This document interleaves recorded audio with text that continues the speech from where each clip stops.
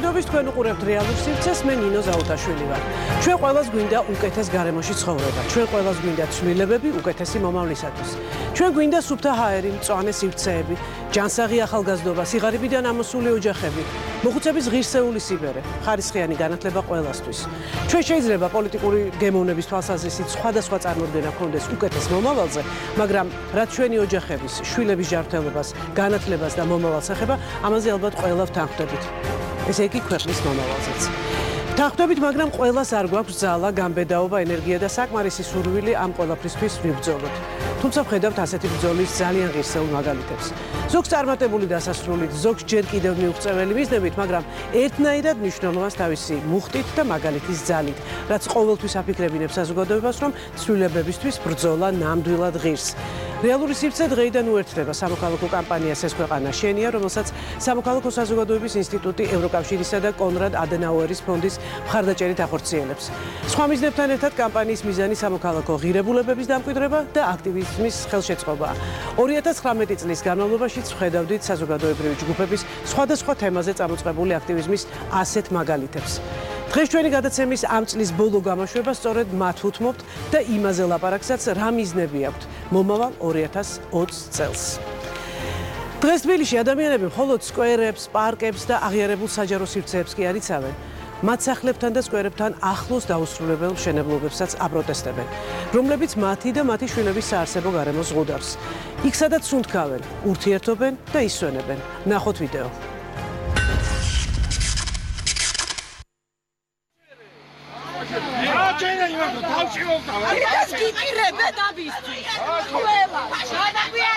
აქ ვართ მოსახლეობა 6 საათზე მზაკრულად გაჭერეს ღობე. მარკეთილის ზემო პლატოს მეორე მიკრორაიონში, ანას ბაღთან მდებარე მოედანს ადგილობრივები მესამე წელია იცავენ. 2017 წლიდან ამ მიწის მფლობელი შპს ევროპული სამშენებლო ჰოლდინგია, რომელიც 10 სართულიანი კორპუსის მშენებლობას გეგმავს. აქედან იწყება ადგილობრივების პროტესტიც ეზოს დასაცავად. სამეზობლო მერიის მიერ მშენებლებისთვის ადგილმონაცვლეობის შეთავაზებას ითხოვს, რომ 1276 კვადრატული მეტრი ტერიტორია ეზოს დაუბრუნდეს და კორპუსების წითელ ხაზებში მოექცეს. ბევრი წლის წინ აქ პოსტნები იყო. მაგალითად, ანას ბაღი მაშინ სამნაკვეთად იყო დაყოფილი და სამი ოჯახი ინაწილებდა. თუმცა მოგვიანებით მეზობლებმა თავად თქვეს უარი თავიანთ ნაკვეთებზე, რომ საერთო სივრცე მოეწყოთ. ყოველთვის აქტიური სოციალური დატვირთვა ჰქონდა მოედანსაც, რომელიც ბაღს ემიჯნება. 2018 წელს ადგილობრივებმა საჩივრით მიმართეს მერიას, სადაც ეწერა, რომ კორპუსის აშენებით ჩაიკეტება ბაღის შესასვლელი და კორპუსამდე მისვლა გაუჭირდება სახანძროს ან სასწრაფო დახმარების მანქანას. 2018 წლის 26 მარტს თბილისის მერიამ დააკმაყოფილა ადგილობრივი მოსახლეობის საჩივარი და ბათილაცნო არქიტექტურის სამსახურის მიერ 2017 წელს გაცემული მშენებლობის ნებართვა. თუმცა მოგვიანებით ევროპულმა სამშენებლო ჰოლდინგმა ისევ მიმართა თბილისის მერიის არქიტექტურის სამსახურს და კიდევ ერთხელ მიიღო იგივე ადგილზე მშენებლობის უფლება. გზის პირას ნოემბრის დასაწყისიდან დგას კარავი, სადაც ადგილობრივები 24 საათიან რეჟიმში მორიგეობენ.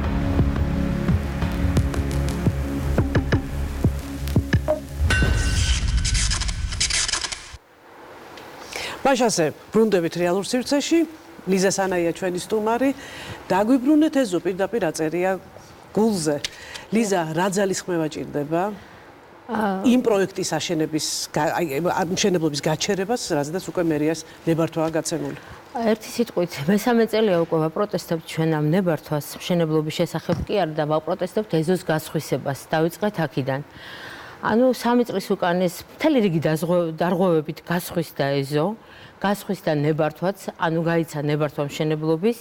ეს ხარვეზები დადგინდა წინა მერიის არჩევნების წინა პერიოდში, მოვიდნენ პოლიტიკოსები, გაუამხნევეს, რომ ყველაფერს გაითვალისწინებდნენ, მოდიოდა ბატონი კახი თავისი სლოგანით, რომ არა ჩაბიტონებას, არა უსახურ მშენებლობებს და ჩვენც იმედი მოგვეცა, რომ ამ საკითხს ეშველებოდა. არანაირი პოლიტიკური ელფერი ჩვენ ამ საქმისთვის მანამ არ მიგვინიჭებია და არც ეხლა. თუმცა მე მინდა გითხრათ, რომ მაინც არსებობს ესეთი მოარული ხმები, რომ ეს არის პოლიტიკურად ანგაჟირებული ჯგუფი, ეს ხომ არ ანელებს ერთგვარად ბრძოლის უნარს. მე ვერ ხვდები, იმიტომ რომ 3 წელი ჩვენ მხოლოდ გამგეობასთან და ჩვენს ადგილობრივ მაჟორიტართან მქონდა ურთიერთობა. ბატონ დოქტორიშვილთან და ახლა მასაც თუ ასოცირებენ ყოფილ პოლიტიკურ პარტიებთან, ეგ უკვე მე არ ვიცი, მაგრამ ჩვენ დავიწყეთ სამართლებრივად, ჯერ დავიწყეთ მერიასთან გაპროტესტება, დაპროტესტება კი არა, თხოვნით მივედით, რომ ჩვენი ამბავი მიეღოთ გულთან ახლოს. ერთი რამ მაინტერესებს ლიზა, აი ვის გაუჩნდა პირველად იდეა, რომ გაერკვია საერთოდ კანონიერად ცვისდებოდა? არ ყოფილა. აი ვინ დაინტერესდა ამ თემით? მშენებელი და დაიწყო აზომვა. ბაღის და გეოდეზისტები რომ მოიყვანეს შიგ სკვერში დასვეს 2 წითელი წერტილი. ნუ რამაც ხახის აღშფოთება გამოიწვია და საერთოდ ერთად გამოვედი და დავიწყეთ რა ხდება ჩვენს თავს ამის გარკვევა. არანაირი ინფორმაცია მანამ არ არსებობდა, არავინ არ გაითვალისწინა ის რომ აქ საზოგადოებრივი აზრი მნიშვნელოვანი იყო. საერთოდ ამას ყველაფერს მოკლებული ვიყავით, პირდაპირ მშენებლობის დაწყების წინ დადგას ჩვენს თვალწინ ეს რეალობა, რაც არის დღესდღეობით. და მოსახლეობა გამოვიდა ქუჩაში უკვე 48 დღეა, იმიტომ რომ ჩვენ თუ ფიზიკურად არ დავუპირისპირდით ამ მშენებლობას, აი ჩვენი სხეულით ვიცავთ ჩვენს ეზოს. აი მოდით უფრო დავკონკრეტდეთ, რას ნიშნავს ფიზიკური დაპირისპირება თქვენ შემთხვევაში? ახლა აი შემოყავთ ტექნიკა, თუ ამათმა ტექნიკა შეიყვანეს და მშენებლობა დაიწყეს, ჩვენ როგორ შევაჩერებთ? სულ ვალთ 50-60 კაცი აქტიურად გამოსული 24 საათი, უკვე 48 დილა გაგვითენდა დღეს. 48 დღის ანუ მორიგეობა გაქვთ დაწესებული? მორიგეობა გაქვთ დაწესებული და თქვენ წარმოიდგინეთ, ვინც სახლში ვართ, ისინი უფრო მორიგეობთ კიდევ მეტად, იმიტომ რომ ფანჯრებს ავართ მიფარებული, როდის რა მოხდება არ ვიცით.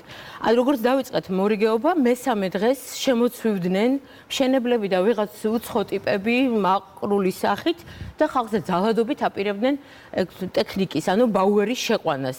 ამაზე ჩვენ დავწერეთ საჩივარი, პოლიციას მივმართეთ, ნუ არ ვიცით საქმე რა მდგომარეობაშია ჯერჯერობით, მაგრამ ხალხი ვითხოვდით, რომ მერი მოსულიყო ჩვენთან და მერი ყოფილიყო ჩვენ შორის შუამდგომელი და ამ დროს გამოდის, რომ მერი არაფრად არ იღებს ჩვენს თხოვნას, აგზავნის სხვადასხვა უწყებებს, იყო ეს შემთხვევა 1 შეხვედრა, 2, 3, მაგრამ ამაოდ, იმიტომ რომ რეალურად, იცით რა, ვერ ვყვებით ამას, იქ რაც ხდება, ეგ უნდა მოვიდეს და ნახოს ადამიანი, რა მდგომარეობაში ვარდება მოსახლეობა ამ კონსტრუქციის აშენების შემთხვევაში. ლიზა, მაინტერესებს, რამდენად არის ჩართული ყველა, აი მოსახლეობის სრული 100% თქვა და ამ პროცესში. 100% არის წინააღმდეგ. ნუ შეიძლება ახლა 0.3% სულ არ ადარდებს არაფერი ქვეყანაზე, ეგეთებიც არსებობენ, რა თქმა უნდა, მაგრამ ძირითადად ერთი კაციც არ მოიძებნება, რომელიც იტყვის, რომ ეს კორპუსი აქ აშენდეს. ესეთი ადამიანი არ მოიძებნება და აი თქვენი ეთერით მინდა უბრალოდ ჩემი გულის ტკივილის გამო ვთქვა, დღეს ძალიან გახარებული ვარ ბატონი ვაჟა გაფრინდაშვილის ამბით და 50 დღიან ტყვეობის შემდეგ ოკუპანტებმა გაიგეს ეს ამბავი და რაღაც გულთან ახლოს მიიტანეს და 50-ე დღეს მოიპოვა ბატონმა ვაჟამ თავისუფლება და ჩვენ ხვალ არა და ზეგ გვისრულდება 50 დღე. ჩვენი ეზო ოკუპირებულია და ძალიან გთხოვთ ყველა საზოგადოებრივ აქტივისტებს, ყველას მოგიწოდებთ, რომ იქნებ როგორმე მერიასთან გვეშუამდგომლოთ და 50-ე დღე ჩვენთვისაც იყოს რაღაც წარმატების ნიშანი და დავიბრუნოთ ეზო. ძალიან გთხოვთ, მართლა გულწრფელად გეხვეწებით და მეხმარეთ რა. ძალიან დიდი მადლობა. ანა, ეს თქვენ 5 წუთი ამოიწურეთ, რომ ჩვენ ყველა თითოეული თქვენგანისთვის 5 წუთი განკუთვნილი თავიდან, თორე შემდეგ უკვე ვეცდებით რომ გავშალოთ თემა.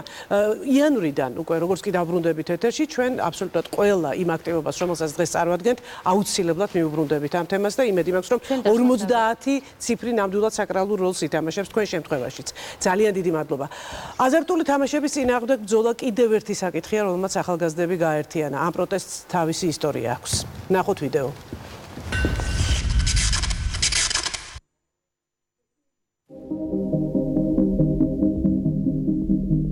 ეს აქცია, რომელიც აზარტული თამაშების წინააღმდეგ 2019 წლის 1 ნოემბერს გაიმართა, შესაძლოა არ იყო ხალხმრავალი.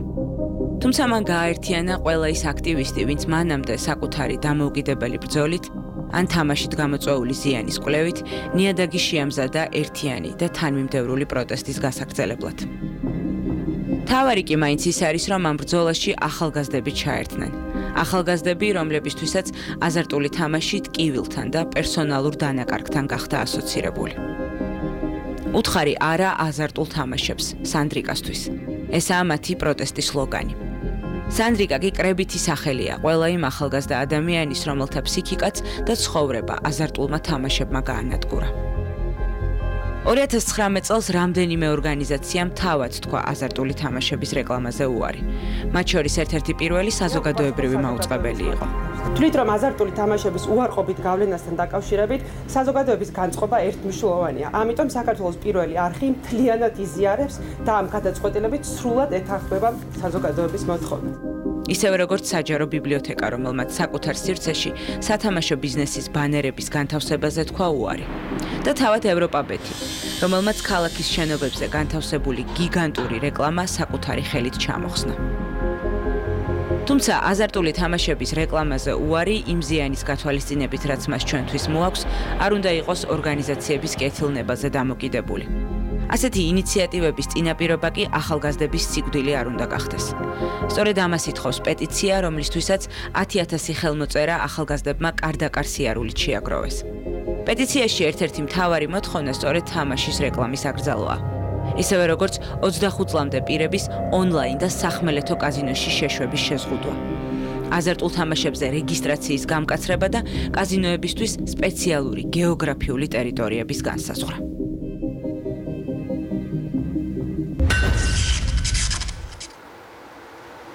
ბრუნდებით ეთერში, ახლა ჩემ წინ ზის გიორგი ჩოგოვაძე არქიტექტორი, რომელიც არის ამ პეტიციის ავტორი და ასევე ამ მოძრაობის სულის ჩამდგმელი ერთ-ერთი უთხარი არა აზარტულ თამაშებს სანდრიკასათვის. მე მაყურებელს უბრალოდ შევახსენებ, რომ სანდრო ბერაძე არის ჩვენი თანამშრომელი, რომელიც სამწუხარო ცოცხალი აღარ არის, ის ჩვენი მეგობარი იყო, პირადად ჩემი მეგობარი იყო, ძალიან რთულია ჩემთვის, ძალიან რთულია დღეს ამ თემაზე საუბარი, თუმცა ჩვენ ეს თემა უნდა დავძრათ, ალბათ უნდა დავძრათ ერთად და ვთქვათ არა აზარტულ თამაშებს. გიორგი, რა იყო მაინც ყველაზე დიდი ბიძგი, რომელმაც ამ პეტიციის მომზადებისკენ გიბიძგათ? ერთი პეტიცია ჩვენი მომზადებული არ არის, პეტიცია დაემთხვა უბრალოდ იმ ტრაგედიას, რაც თავს დაგვატყდა ყველას. ეგ იყო ბიძგი და მთავარი მიზეზი იმისა, რაც დავიწყეთ. ანუ ჩვენი მხრიდან აქამდეც იყო, მაგრამ ეს იყო რაღაც ქაოტური სახე ქონდა. დღეს ახლა აქ ვფიქრობდი, რომ როგორ მოხდი ამ არაბუნებრივ სიტუაციაში პირდაპირ ეთერში რაღაც სლოგანით მაისურზე და ამ ყველაფერს ქვია ის რაც საჩემი მეგობრის სახელი რომელიც ამ სლოგანის ქვეშ წერია. საერთო ტრაგედია, თუ ვიცი რომ თქვენი თანამშრომელი იყო და ყველას ისე უყვარდა როგორც ალბათ ყველა მეგობარს და სამწუხაროდ ეს ტრაგედია არ არის მარტო ჩვენი, ძალიან ბევრი მას მერე რაც სანდრიკა სამბავი მოხდა, მას მერე კიდე რამოდენიმე იგივე ფაქტი მოხდა და ეს მე მაინტერესებს, როდესაც თქვენ დადიოდით 10,000 ხელმოწერა უკვე არის ამ პეტიციაზე. მე მაინტერესებს, აი რამდენად სწორად იგებდნენ ადამიანები, როცა მიდიოდით და უხსნიდით, თქვათ, რაზე უნდა მოეწერათ ხელი და რამდენად ხვდებოდნენ ამის მნიშვნელობას, როგორ ფიქრობთ?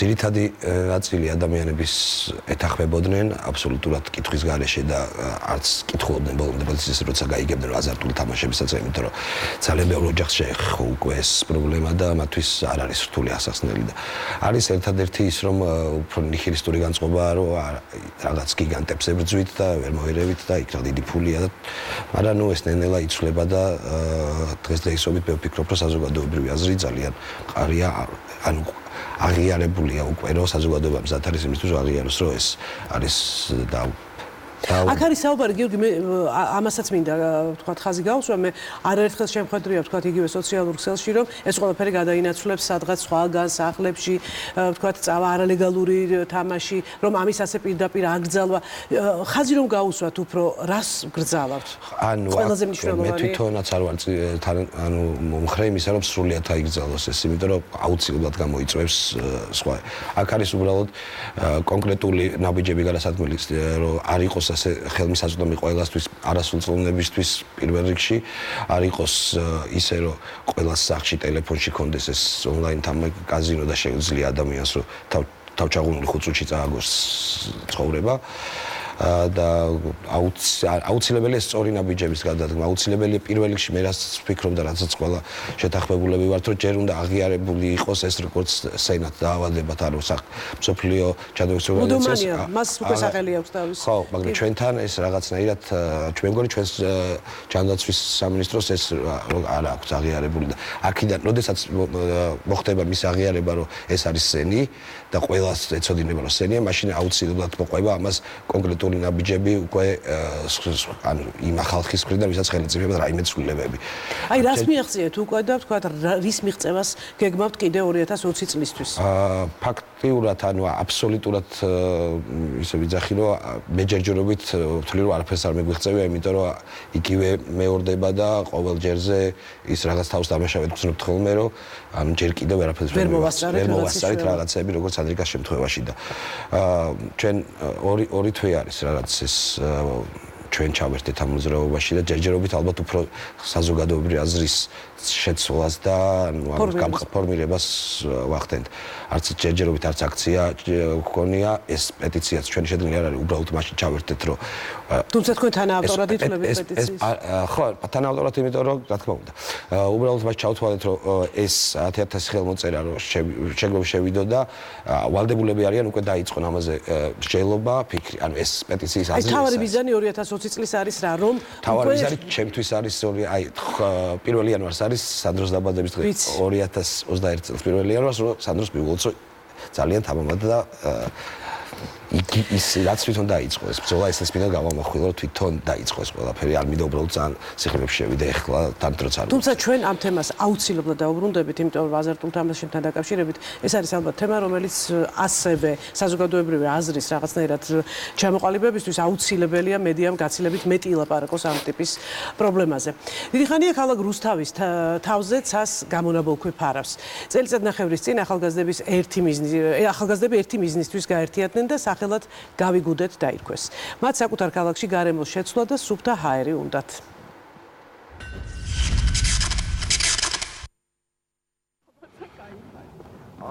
ზემოთ რო აიხედავ ჩან. ყველა ნორმალურ ქალაქში ცა უნდა იყოს ცისფერი და ქუჩები უნდა იყოს მწვანე. ჩვენ სამწუხაროდ არც ერთი არ გვაქვს და რაღაც ეს საწარმოები მემკვიდრეობასავით ერგო მთელ რუსთავს.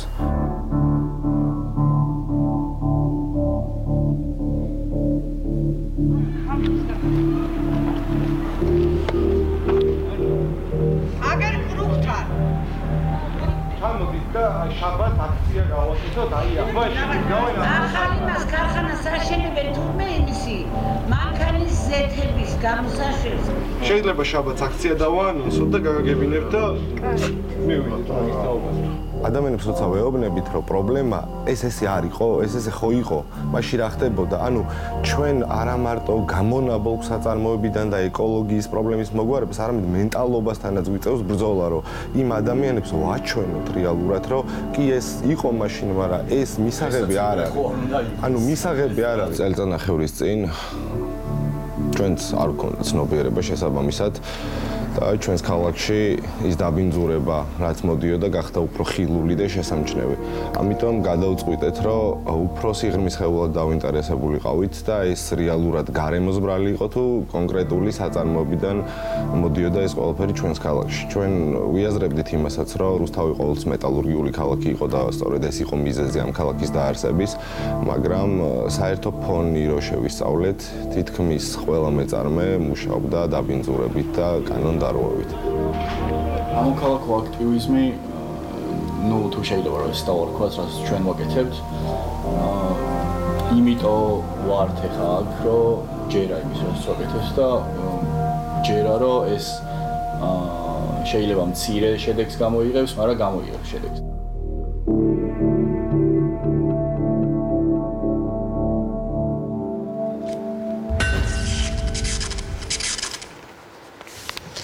ბრუნდებით რეალურ სივრცეში ნიკა მუსერიძეა ჩვენი სტუმარი ქალაქ რუსთავიდან. გავიგუდეთ, ასე ქვია თქვენს აქტივობას. თუმცა აი ამ ინტერვიუში რომელიც მე ვნახე, პირდაპირ არის მინიშნებული, რომ პრინციპში ეს ქალაქი ინდუსტრიული ქალაქი იყო იმთავითვე და მისი გაჩენაც პირდაპირ არის ქარხნების გაჩენასთან დაკავშირებული.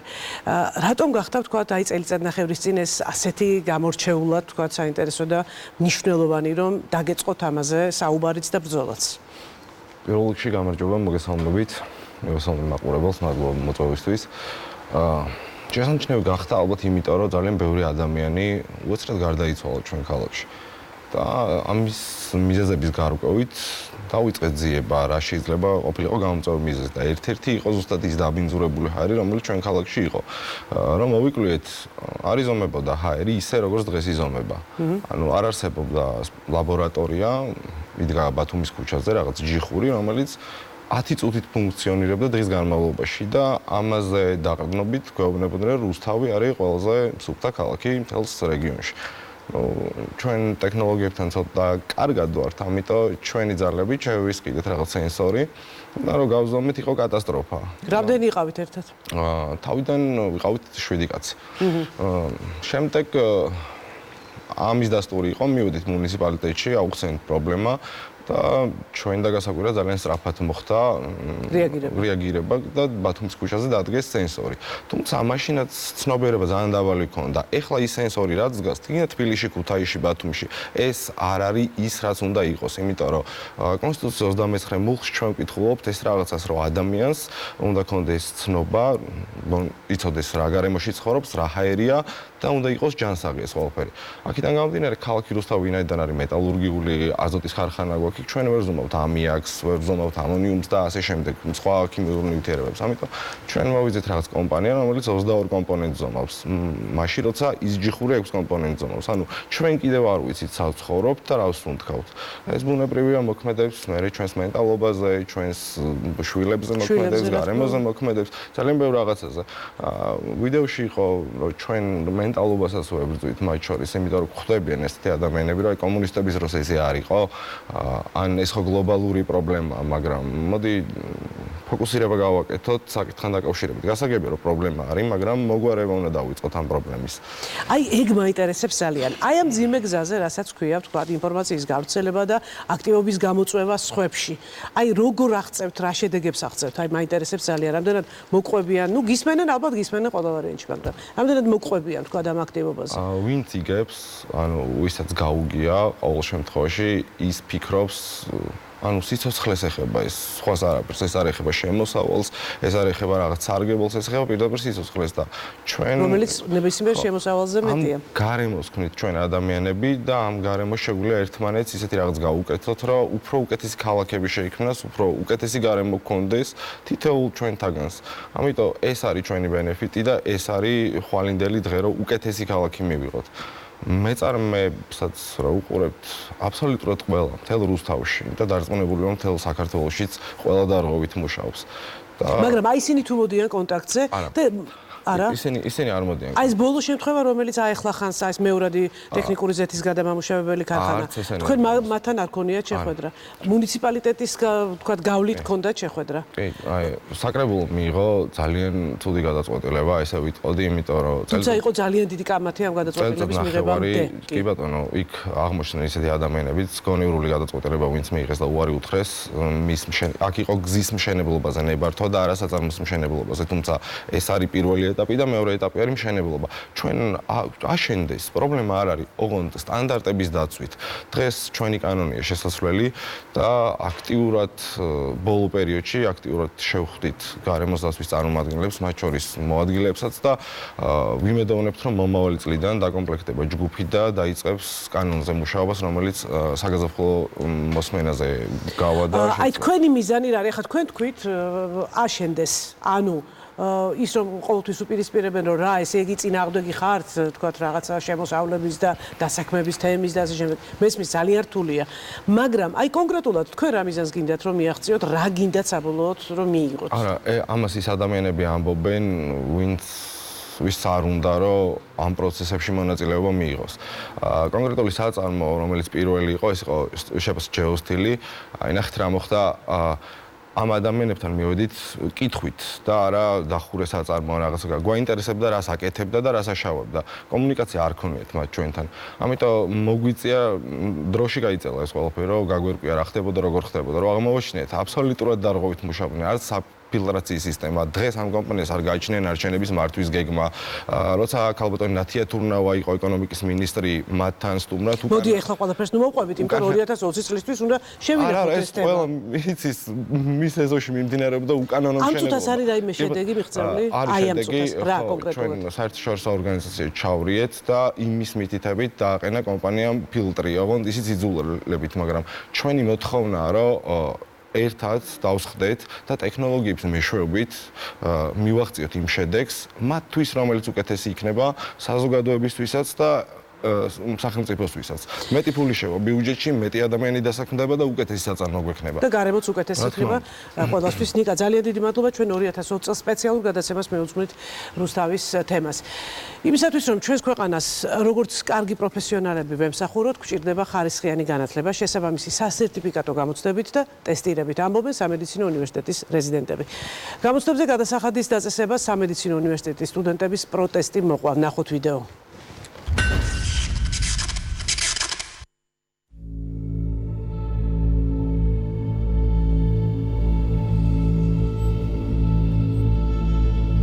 რეზიდენტურის გამოცდას დაედო გადასახადი და ეს მოხდა სრულიად გაუფრთხილებლად.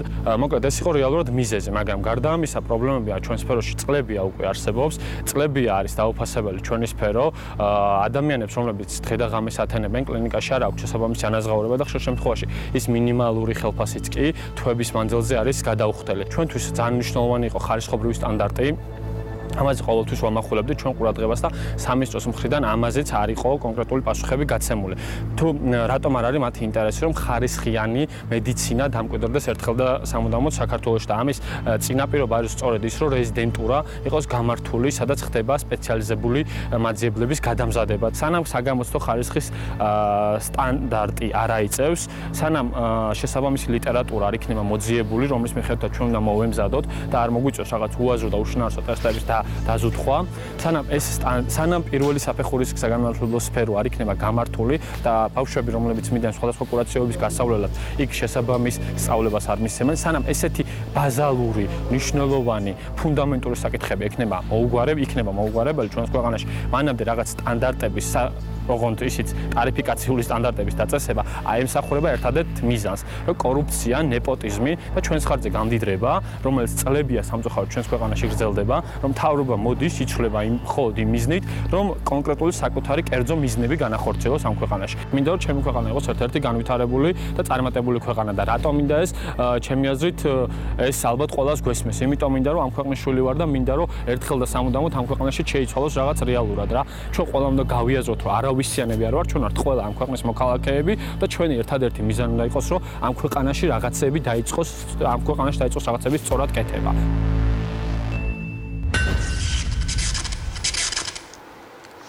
ბრუნდებით რა თქმა უნდა ისევ სტუდიაში ნიკა ჯანიყაშვილია ჩვენი სტუმარი ახალგაზრდა ექიმი შემიძლია პირდაპირ ასე ვთქვა რომლის იმედით უნდა გქონდეს ყველას ვინც ახლა სტუდიაში ვართ. ნიკა ფაქტიურად ჩვენ კი ჩამოაყალიბე აბსოლუტურად ყველაფერი რა მოთხოვნებიც გაქვთ, მაგრამ რა არის ის ძირითადი პრობლემები რის გამოც თქვენ მოგიწიათ აი ესეთ ვთქვათ მღელვარე პროტესტში ჩაბმა?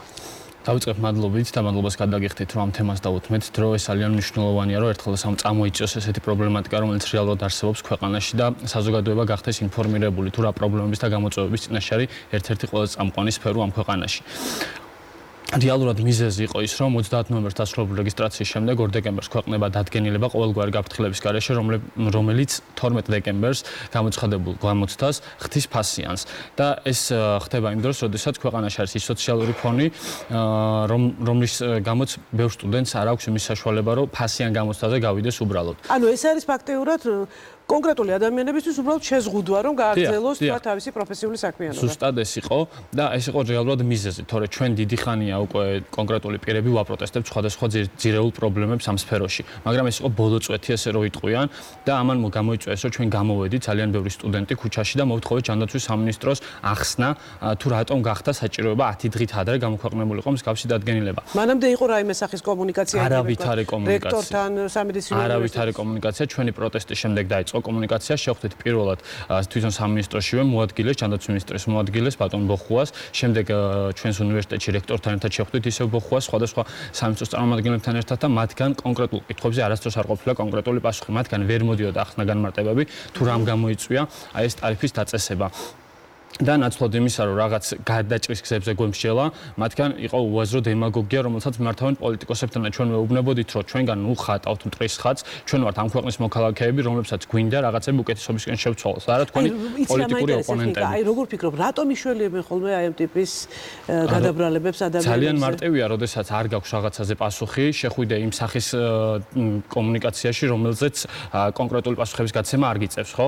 ისინი რაღაც გეგმებზე საუბრობენ, განუხორციელებელ გეგმებზე 10 წლიან სამომავლო გეგმებზე ან უკვე დაწყებული რაღაც მუშაობებზე, რომლის შედეგსაც ჩვენ ვერ ვხედავთ და რეალურად დღემდე არის ჯანდაცვის სფერო ერთ-ერთი ყველაზე მოუწესრიგებელი სფერო ამ ქვეყანაში, რომელშიც ბიუჯეტის მესამედი არის გაწერილი თუ მეოთხედი მომავალ წელს ჩვენი ბიუჯეტიდან ანუ ძალიან კოლოსალურ თანხებზეა საუბარი. მაინც როგორ ფიქრობ, როგორც დამწყები ექიმი, მთავარია თქვა ბიუჯეტის სიდიდე თუ მთავარია როგორ განკარგავ ამ ბიუჯეტს? რა თქმა უნდა, მთავარია როგორ განკარგავ ამ ბიუჯეტს, რადგან 2012 წელს მათ დაიწყეს საყოველთაო ჯანდაცვის პროგრამა, რომელიც ჩვენი სოციალური ფონის მქონე ქვეყნისთვის ძალიან მნიშვნელოვანი წინგადადგმული ნაბიჯი იყო ერთი შეხედვით, მაგრამ მას სჭირდებოდა შესაბამისი რეგულირება და ნაცვლად იმისა, რომ მათ ეს რესურსი, რომელიც გამოყვეს რეალურად მოქალაქეებისთვის, ესე ჩანდა, ხო? რეალურად გამოვიდა ისე, რომ გადაიხარჯა იმ არაკეთილსინდისიერი კლინიკების მიცაც საშუალება, რომ აი ამიდან მიიღოთ მაქსიმალური სარგებელი და მოქალაქეებს ამ სარგებლის მიღების შანსი უბრალოდ წაერთვათ. მოდი, მაშინ ესე, თუმცა კლინიკებს მაინც ჩემი აზრით ვერ დავაბრალებთ. არა, რა თქმა უნდა, იმიტომ რომ შესაძაც მსგავს ბენეფიტს გამოყოფს სახელმწიფო რესურსი. პარტიებას უნდა მიაყოლოს მარეგულირების ფუნქცია ეკისრება ჯანდაცვის სამინისტროს. მე მაინტერესებს აი ამ აქტივიზმში რამდენად იყო ჩართული სტუდენტების დიდი რაოდენობა და აი ზოგადად რამდენად გააცნობიერეს, რასთან ჰქონდათ საქმე. სამწუხაროდ ის რაოდენობა არ იყო, რაც საჭიროა, მაგრამ დღითი დღე იმატებს იმ ადამიანების რიცხვი, რომლებიც გამოთქვამენ სურვილს და გამოხატავენ პროტესტს ამ საკითხებთან დაკავშირებით. მათ კარგად ესმის, ჩვენ რეალურად ყველას გვესმის. უბრალოდ მართლაც არის გარკვეულწილად მენტალური პრობლემა ჩვენში, რომ გვაქვს რაღაც ნიჰილისტური დამოკიდებულებები, რომ აი ამდენი ხანი ვერ შეიცვალა რაღაცა. აი სულ ესეთ მდგომარეობაში ვართ ზუსტად, მაინც არაფერი არ შეიცვლება. ამიტომ მოუწოდებ ყველას აუცილებლად, რომ დავიწყოთ ერთხელ და ეს არის საწყისი წერტილი, ეს არის ის პლაცდარმი, რომლიდანაც უნდა დავიწყოთ ჩვენი ქვეყნის განვითარებისთვის ბრძოლა. ჩვენ არ ვართ რაღაც კონკრეტული პარტიის ან კონკრეტული ნიშის მატარებელი ადამიანები. ჩვენ ვართ ამ ქვეყნის მოქალაქეები, რომელსაც გვინდა უკეთეს ქვეყანაში ცხოვრება და ის რაც ყველას არასარგებლოდ უნდა კეთდებოდეს, ბიუჯეტი ყველასია. რატომღაც მთავრობის ვერ წარმოადგენს ეს არ ესმის. ჩვენთან შეხვედრის დროსაც ისინი ისეთ ტერმინებს იყენებდნენ, რომ უბრალოდ გაუცებულები ვიყავით. ეს საერთო სიკეთე უნდა მოხმარდეს ყველას. ისე უნდა იყოს განაწილებული ეს ყველაფერი, რომ ყველას სარგებელი ნახოს ყველა. მაინტერესებს ესეთი რამ, ჩემს ახალგაზრდობაში დიდი ხნის წინ რაღაცნაირად სტუდენტური გაერთიანება ხდებოდა ძალიან დიდი და საერთო პრობლემის წინაშე. აი თქვენ შემთხვევაში რატო ვერ ხდება ეს? აი რატო ვერ ხედავთ სხვა უნივერსიტეტების სტუდენტებს, კაი, რეზიდენტურის გადასახადი ვთქვათ, თქვენი პრობლემაა, მაგრამ ეს ხომ შეიძლება გაერთიანების შემთხვევაში გაცილებით უფრო დიდი რეზონანსიც მიიღოს და არ დაიწყონ თვლა რაოდენობის მიხედვით 10 კაცი დგას თუ 100. დიახ, სამწუხაროა რომ რაოდენობას ყოველთვის რაღაც ძალიან დიდ მნიშვნელობას ანიჭებენ და არ უყურებენ არასდროს პრობლემის შინაარსს და მართებულობის ხარისხს, ანუ არ უყურებენ არასდროს ვისკენ არის სიმართლე. მათთვის მნიშვნელოვანია რაოდენობა და ყველა სტუდენტს მიმართავ აქედან, რომ ჩვენ არა მხოლოდ ჩვენი უფლებებისთვის ვიბრძვით, ჩვენი მთავარი მიზანი არის ის, რომ ნებისმიერი სტუდენტი, რომელსაც მსგავსი პრობლემა შეექმნება სამომავლოდ, მათი უფლებები იყოს დაცული და გაითვალისწინოს ნებისმიერმა სამინისტრომ. ეს არის მათი ფუნქცია რეალურად, რის გამოც მათ ჩვენ ვირჩევთ და აქვე მინდა აუცილებლად ვთქვა, რომ რეზიდენტურის პროგრამა, რომელიც არის ყველაზე მნიშვნელოვანი ამ ეტაპზე ჩვენთვის, აი ამ პრობლემაზე უნდა დავიწყოთ აუცილებლად განხილვა სამინისტროსთან ერთად და მათი უშუალო მოვალეობაა, რომ დაიწყონ იმ საკითხზე ზრუნვა, რომელიც არის ჩვენი მომავლის განმაპირობებელი ამ ქვეყანაში. და ჯანდაცვის განმაპირობებელი აბსოლუტურად გეთანხმებით, ჩვენ შეიძლება ძალიან მნიშვნელოვანი კადრები დავკარგოთ, რომ არა, ვთქვათ, კომუნიკაცია, თანასწორი კომუნიკაცია. ჩვენ შუამავლის ფუნქციას დიდი სიამოვნებით ვითავებთ და 2020 წელს იმედი ამ სტუდიაში შევხვდებით. ბათუმში, ქალაქში, სადაც ისედაც წლებია უზარმაზარი შენობების გამო ზღვა აღარ ჩანს, უკანასკნელი ღიობის დასაცავად მოქალაქეები, აქტივისტები და სპეციალისტები გაერთიანდნენ. ნახოთ ვიდეო.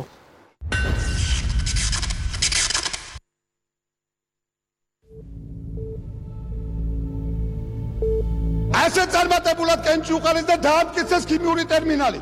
ასე წარმატებულად კენჭს უყრიან და ეხლა დაამტკიცებენ რივიერას. ესენი არიან კვლელები, საკუთარი თავის შვილების და ოჯახის კვლელები არიან ესენი. ბათუმის საკრებულომ პროექტ ბათუმი რივიერას გარეშენიანების გეგმა 2019 წლის აგვისტოში დაამტკიცა. ტერიტორია, სადაც 5 ცათამბჯენის მშენებლობა იგეგმება, დეკემბრის დასაწყისში შემოიღობა. ქალაქის ისტორიულ კონცხზე ცათამბჯენების მშენებლობის შესახებ ინფორმაცია Silk Road ჯგუფმა გასული წლის ივლისში გაავრცელა, რასაც საზოგადოების ნაწილის პროტესტი მოჰყვა. პროექტის მიხედვით 5 ცათამბჯენი 6 ჰექტარ ტერიტორიაზე აშენდება. ბოლო შეხვედრა არ იქნება ჩვენ მარტონი ვერდი ეს არის ბათუმისთვის გამანადგურებელი შეიძლება ითქვას. გარდა იმისა, რომ კვლევა არის 1000-ნაირი გაეროს მათ შორის, რომ აქ მშენებლობა არ შეიძლება მაღალსართულიან კორპუსებს, გარდა იმისა, რომ კანონი არსებობს, რომელიც პირდაპირ ზღუდავს აქ სამსართულზე მაღალი მშენებლობის აშენებას და ანუ რამე თუ კი არსებობს ამასთან დაკავშირებით ამ კვლევა ან დოკუმენტი, ყველაფერი ამის საწინააღმდეგოა. გარემოს დამცველები კი მიუთითებენ, რომ მშენებლობა ეკოლოგიურ რისკებს შეიცავს.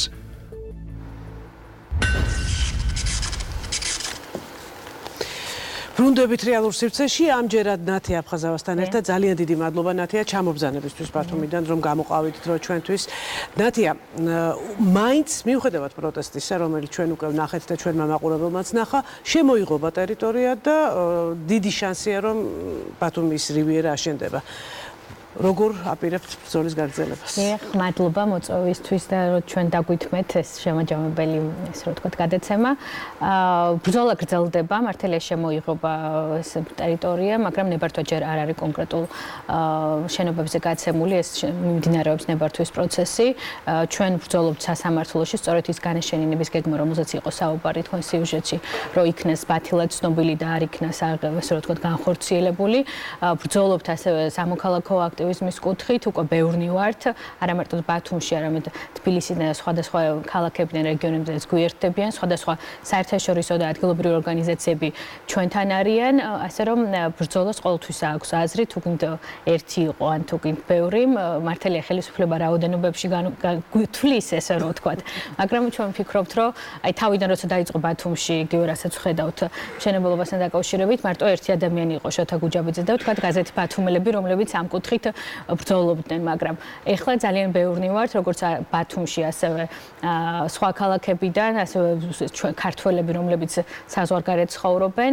ამიტომ ეს ბრძოლა გრძელდება სასამართლოში, ასევე მერიაშიც, ასევე ეკონომიკის სამინისტროში. ფაქტიურად ყველა უწყება არის ჩართული აღნიშნულ პროექტში. არის თქვენ შორის კომუნიკაცია და თქვათ როგორ ახერხებთ რომ მიაღწიოთ და რაღაც ადგილობრივ დონეზე ფაქტიურად ჩვენ ესე ვთქვათ პულსზე გვიჭირავს ხელი და ყველანაირად ვცდილობთ რომ ჩავერთოთ, თუმცა აი რამოდენიმე დღის წინ მივიღეთ ეკონომიკის სამინისტროდან წერილი, სადაც ვითხოვდით სწორედ კონკრეტულ გადაწყვეტილების მიღებამდე ჩვენი ჩართულობა მომხდარიყო და ესეთი პასუხი მივიღეთ, რომ როცა დამთავრდება სტადია, ანუ ერთ-ერთი საჯარო ადმინისტრაციული წარმოება, ამის შესახებ გადაწყვეტილებას მოგაწოდებთო. თავისთავად ეს არ არის ჩართულობა და ეს კომუნიკაცია, ამ პასუხის გასაჩივრებასაც ვაპირებთ.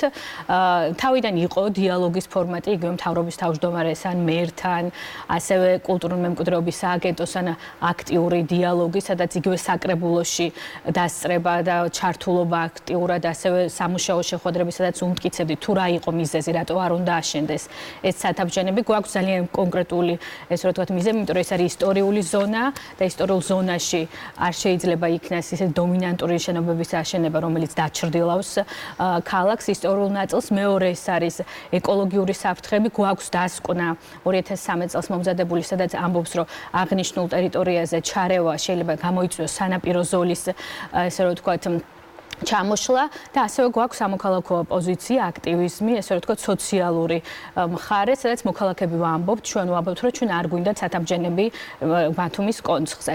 და ყოველივე ამის შემდგომ ეს არგუმენტები მათთვის არ არის საკმარისი და იშველიებენ იგივე რივიერას, ესე რომ ვთქვათ, პროექტებლის დასკვნებს და ამიტომ ჩვენ ყოველთვის უპირისპირებთ, რომ მოდი დამოუკიდებელი ექსპერტის დასკვნა მოგვიტანეთ და არა მხარის. გარემოს დაცვის სამინისტრომ ვარი თქვა დამოუკიდებელ ექსპერტიზაზე, სახელმწიფომაც არ გამოყვა აღნიშნული კუთხით თანხა, თუმცა ეხლა გამოჩნდა საერთაშორისო ორგანიზაციები, რომლებიც დაგვიფინანსებენ ჩვენ კვლევას, სადაც დამტკიცდება, რომ ეს ანალიზი მოხდება კვლევის შედეგად, არის თუ არა ის საფრთხეები, რაც თუნდაც 2013 წელს UN-ტიპის მიერ დაფინანსებული კვლევის საფუძველზე ამბობს, რომ დაიდო. რასაც სახელმწიფო არ აღიარებს, თავისთავად კერძო კომპანიას ამ შემთხვევაში არ ელაპარაკება სახელმწიფო ჩვენი, ესე რომ ვთქვათ, არგუმენტებით, მათთვის ეს ჩვენი არგუმენტები არ არის მისაღები, ესა იქნება მერიის დონე, მთავრობის დონე თუ კულტურული მემკვიდრეობის დონე, მაგრამ კარგი არის ის, რომ ამ ფაქტმა რაღაც გააერთიანა ქალაქი და აი ეს ძალიან რამდენად გააერთიანა ქალაქი. აი რამდენად იკრებს ძალას ეს საპროტესტო მუხტი, რომ დაიცვან საკუთარი ქალაქი, რომელიც ფაქტიურად ძალიან მძიმე მდგომარეობაშია.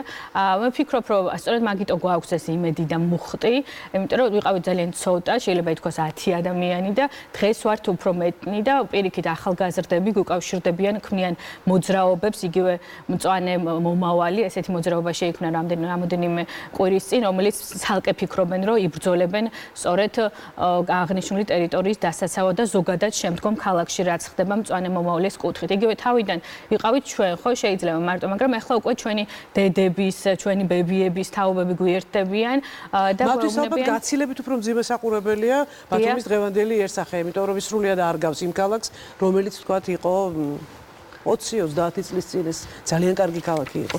ინგლისური დაგეგმარებით დღეს აბსოლუტურად სხვა ქალაქს უყურებთ. დიახ, აბსოლუტურად ყველას აქვს ეს, ასე რომ ვთქვათ, უკმაყოფილების შეგრძნება, თუმცა მაინც მოლოდინი აქვს, რომ სხვა გააკეთებს ამ საქმეს. ან სხვა გააკეთებს ამას, თუმცა ეს საინიციატივო ჯგუფები უფრო იქმნება და თავისთავად ეს არის პოზიტიური ჭრილი, თუმცა თუ სახელმწიფო არ დადგება, ანუ სახელმწიფოს როლში არ მიიღებს თავის სახელმწიფოს როლში, თავისთავად ეს პრობლემა ყოველთვის იქნება. თუმცა ჩვენ გვაქვს სამოქალაქო აქტივიზმის პოზიტიური გადაწყვეტილებები, ხო, იგივე რვაფეხა, იგივე ბულვარი, რამოდენიმე შენობები, რომელიც გადავარჩინეთ და გადაარჩინა იმ აქტივიზმმა, რაც დღესდღეობით ისევ ბათუმში არის, მაგრამ ბევრს აქვს ესეთი განცდა, რომ დარჩა კი რამე ბათუმში, რაც შეიძლება გადავარჩინოთ და აქვს კი ამას აზრი, იმიტომ რომ ნიჰილისტური დამოკიდებულება არის ხელისუფლების პოზიციიდან გამომდინარე, მაგრამ ჩვენ ყოველთვის ვამბობთ, რომ ესეც არ გვექნებოდა თუ გინდა ბულვარის თუ რვაფეხის თუ სხვადასხვა შენობების ფონზე, რომ არ გვებრძოლა. ძალიან დიდი მადლობა ნათია. გარდაბანში ერთი მასწავლებლის გამბედაობამ, რომელმაც საკუთარი მოსწავლის ნაადრევად გათხოვება გააპროტესტა, თემის რისხვასთან ერთად ძალიან მნიშვნელოვან სამოქალაქო პლატფორმის ჩამოყალიბებას მისცა ბიძგი. მასწავლებლის მიმართ სოლიდარობამ ბევრი ეროვნებით აზერბაიჯანელი ახალგაზრდა გააერთიანა, მათ სალამი დაირქვეს. ნახოთ ვიდეო.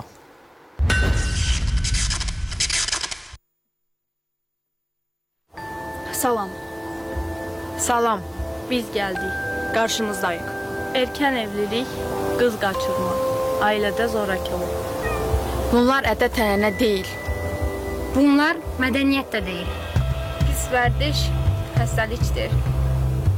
Ey icma, ey cəmiyyət, bunlara göz yumma. Əgər sussan, növbə sənin də ailənə gələcək. Susma. Ey böyük, ey ziyalı, bizi qoru. Zorakılığa, bu çirkin əməli dəstəkləmə. Sənə yaraşmır. Ey ata, ey ana, icazə verin qızınız təhsil alsın.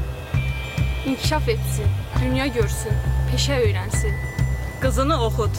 Qızlar, güclü olun. Siz tək deyilsiniz. Biz birlikdəyik.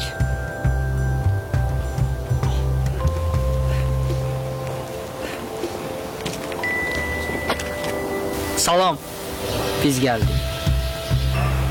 Qarşınızdayıq.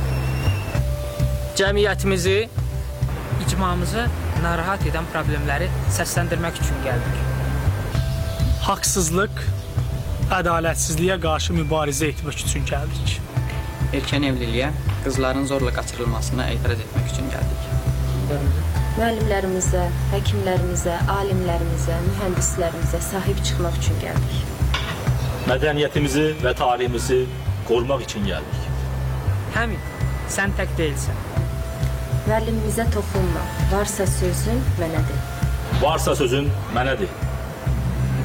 Sözün var mənədir. Biz də həmidik.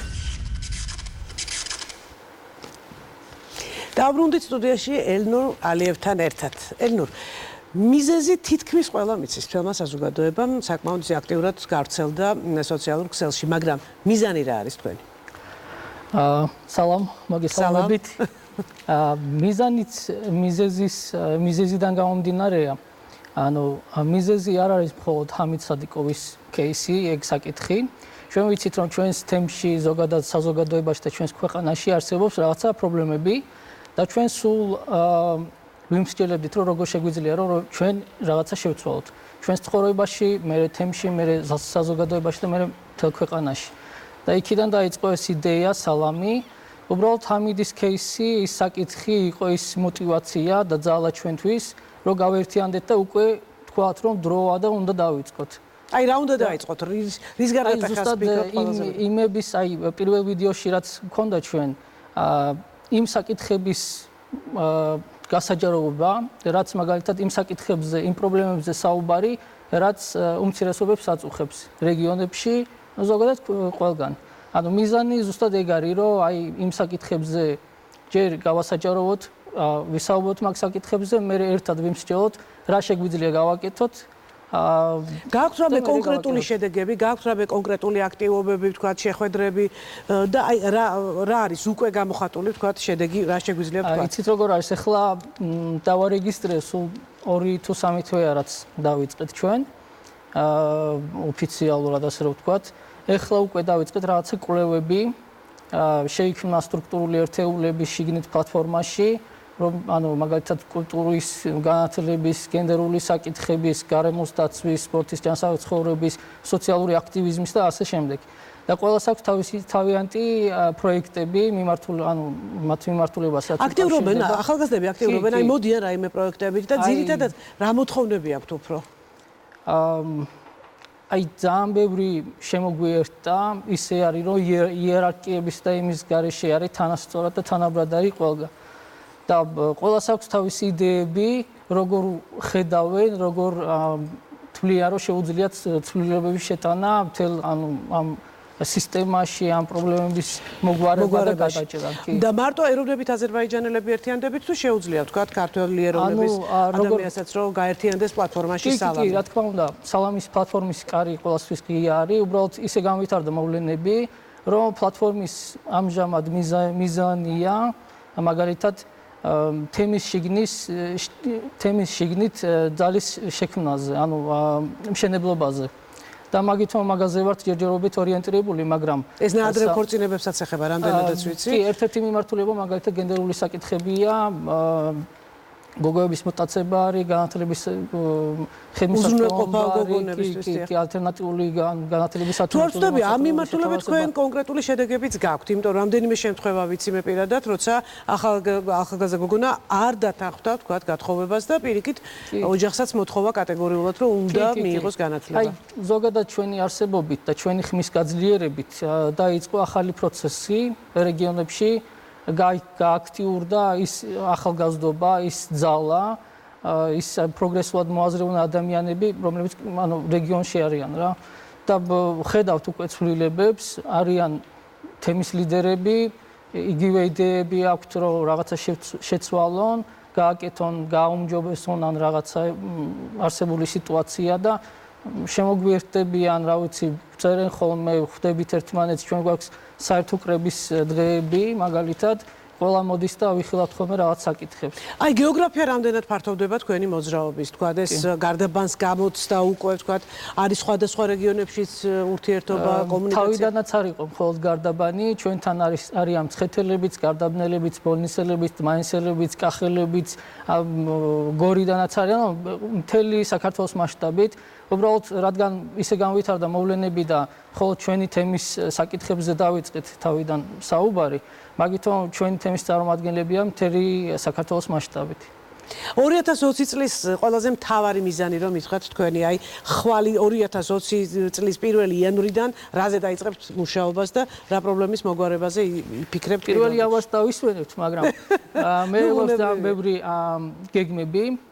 უკვე დავიწყეთ თანამშრომლობა, პარტნიორობა მაგალითად გაეროსთან, დავიწყეთ სახალხო დამცველთან და სხვა საერთაშორისო ორგანიზაციებთან და გვაქვს რამდენი გვინდა ჯერ ჩავატაროთ კვლევები, რომ ხელში გქონდეს რაღაცა მონაცემები და იმაზე დაყრდნობით უკვე მაგალითად ხელისუფლებას, სახელმწიფო უწყებებს, ანუ უკვე სახელმწიფო მიდგომებიც რომ შეიცვალოს თქვა და ორგანოებს რომ მოითხოვოთ რაღაცა, ან მაგათთან ერთად ვცადოთ რაღაცების ცვლა, მანდარი მაგალითად სოციალური ან სამოქალაქო აქტივიზმიც, მანდარი პოლიტიკაში ჩართულობაც, მანდარი მაგალითად კულტურული მემკვიდრეობის დაცვაც, მაგ დომინაციის გაქრობა, ასე რომ ვთქვათ, განათლებაში ალტერნატიული მომსახურებების შეთავაზებაც, გენდერული საკითხებში თავისთავად ვიმუშავებ და უკვე ვაპირებთ რაღაცებს და 2020 წელს ჩვენ აუცილებლად შევხვდებით, პირველში ჩვენს დავისვენებთ თავისთავად ცხადია, მაგრამ 2020-ში აუცილებლად შევხვდებით. როგორ არის მადლობ ელნურ, როგორ უნდა გითხრათ? საღოლ ელნურ, ჩვენ 2020-ში აუცილებლად შევხვდებით ამ სტუდიაში. წლევანდელი წლის ყველაზე ხანგრძლივი, ყველაზე დამღლელი და პრინციპული ბრძოლა მოძრაობა სირცხვილიას ჰქონდა, ვნახოთ ვიდეო.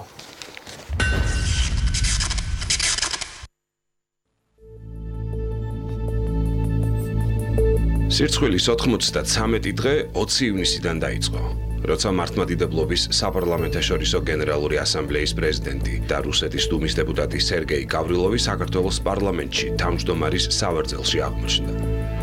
აქციის მონაწილეების ნაწილის მხრიდან პარლამენტის შენობაში შესვლის მცდელობამ პოლიციასთან დაპირისპირება გამოიწვია.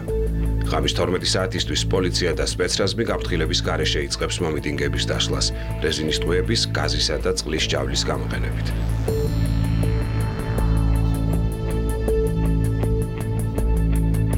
93 დღიან პროტესტს 3 მთავარი მოთხოვნა ჰქონდა. გაათავისუფლონ 20 ივნისის ღამეს დაკავებულები. შინაგან საქმეთა მინისტრმა დატოვოს თანამდებობა, 2020 წლის არჩევნები ჩატარდეს პროპორციული წესით. ჩვენი უპირველესი ამოცანა დავიცვათ ჩვენი მოძრაობისა და ქართველი ხალხის ისტორიული მონაპოვარი, პროპორციული არჩევნები. საბოლოოდ არ შესრულდა არც ერთი მოთხოვნა. დაკავებულების ნაწილი კვლავ პატიმრობაშია, გიორგი გახარია პრემიერ-მინისტრი გახდა, დაპირების მიუხედავად კი 2020 წლის არჩევნები პროპორციული წესით აღარ ჩატარდება.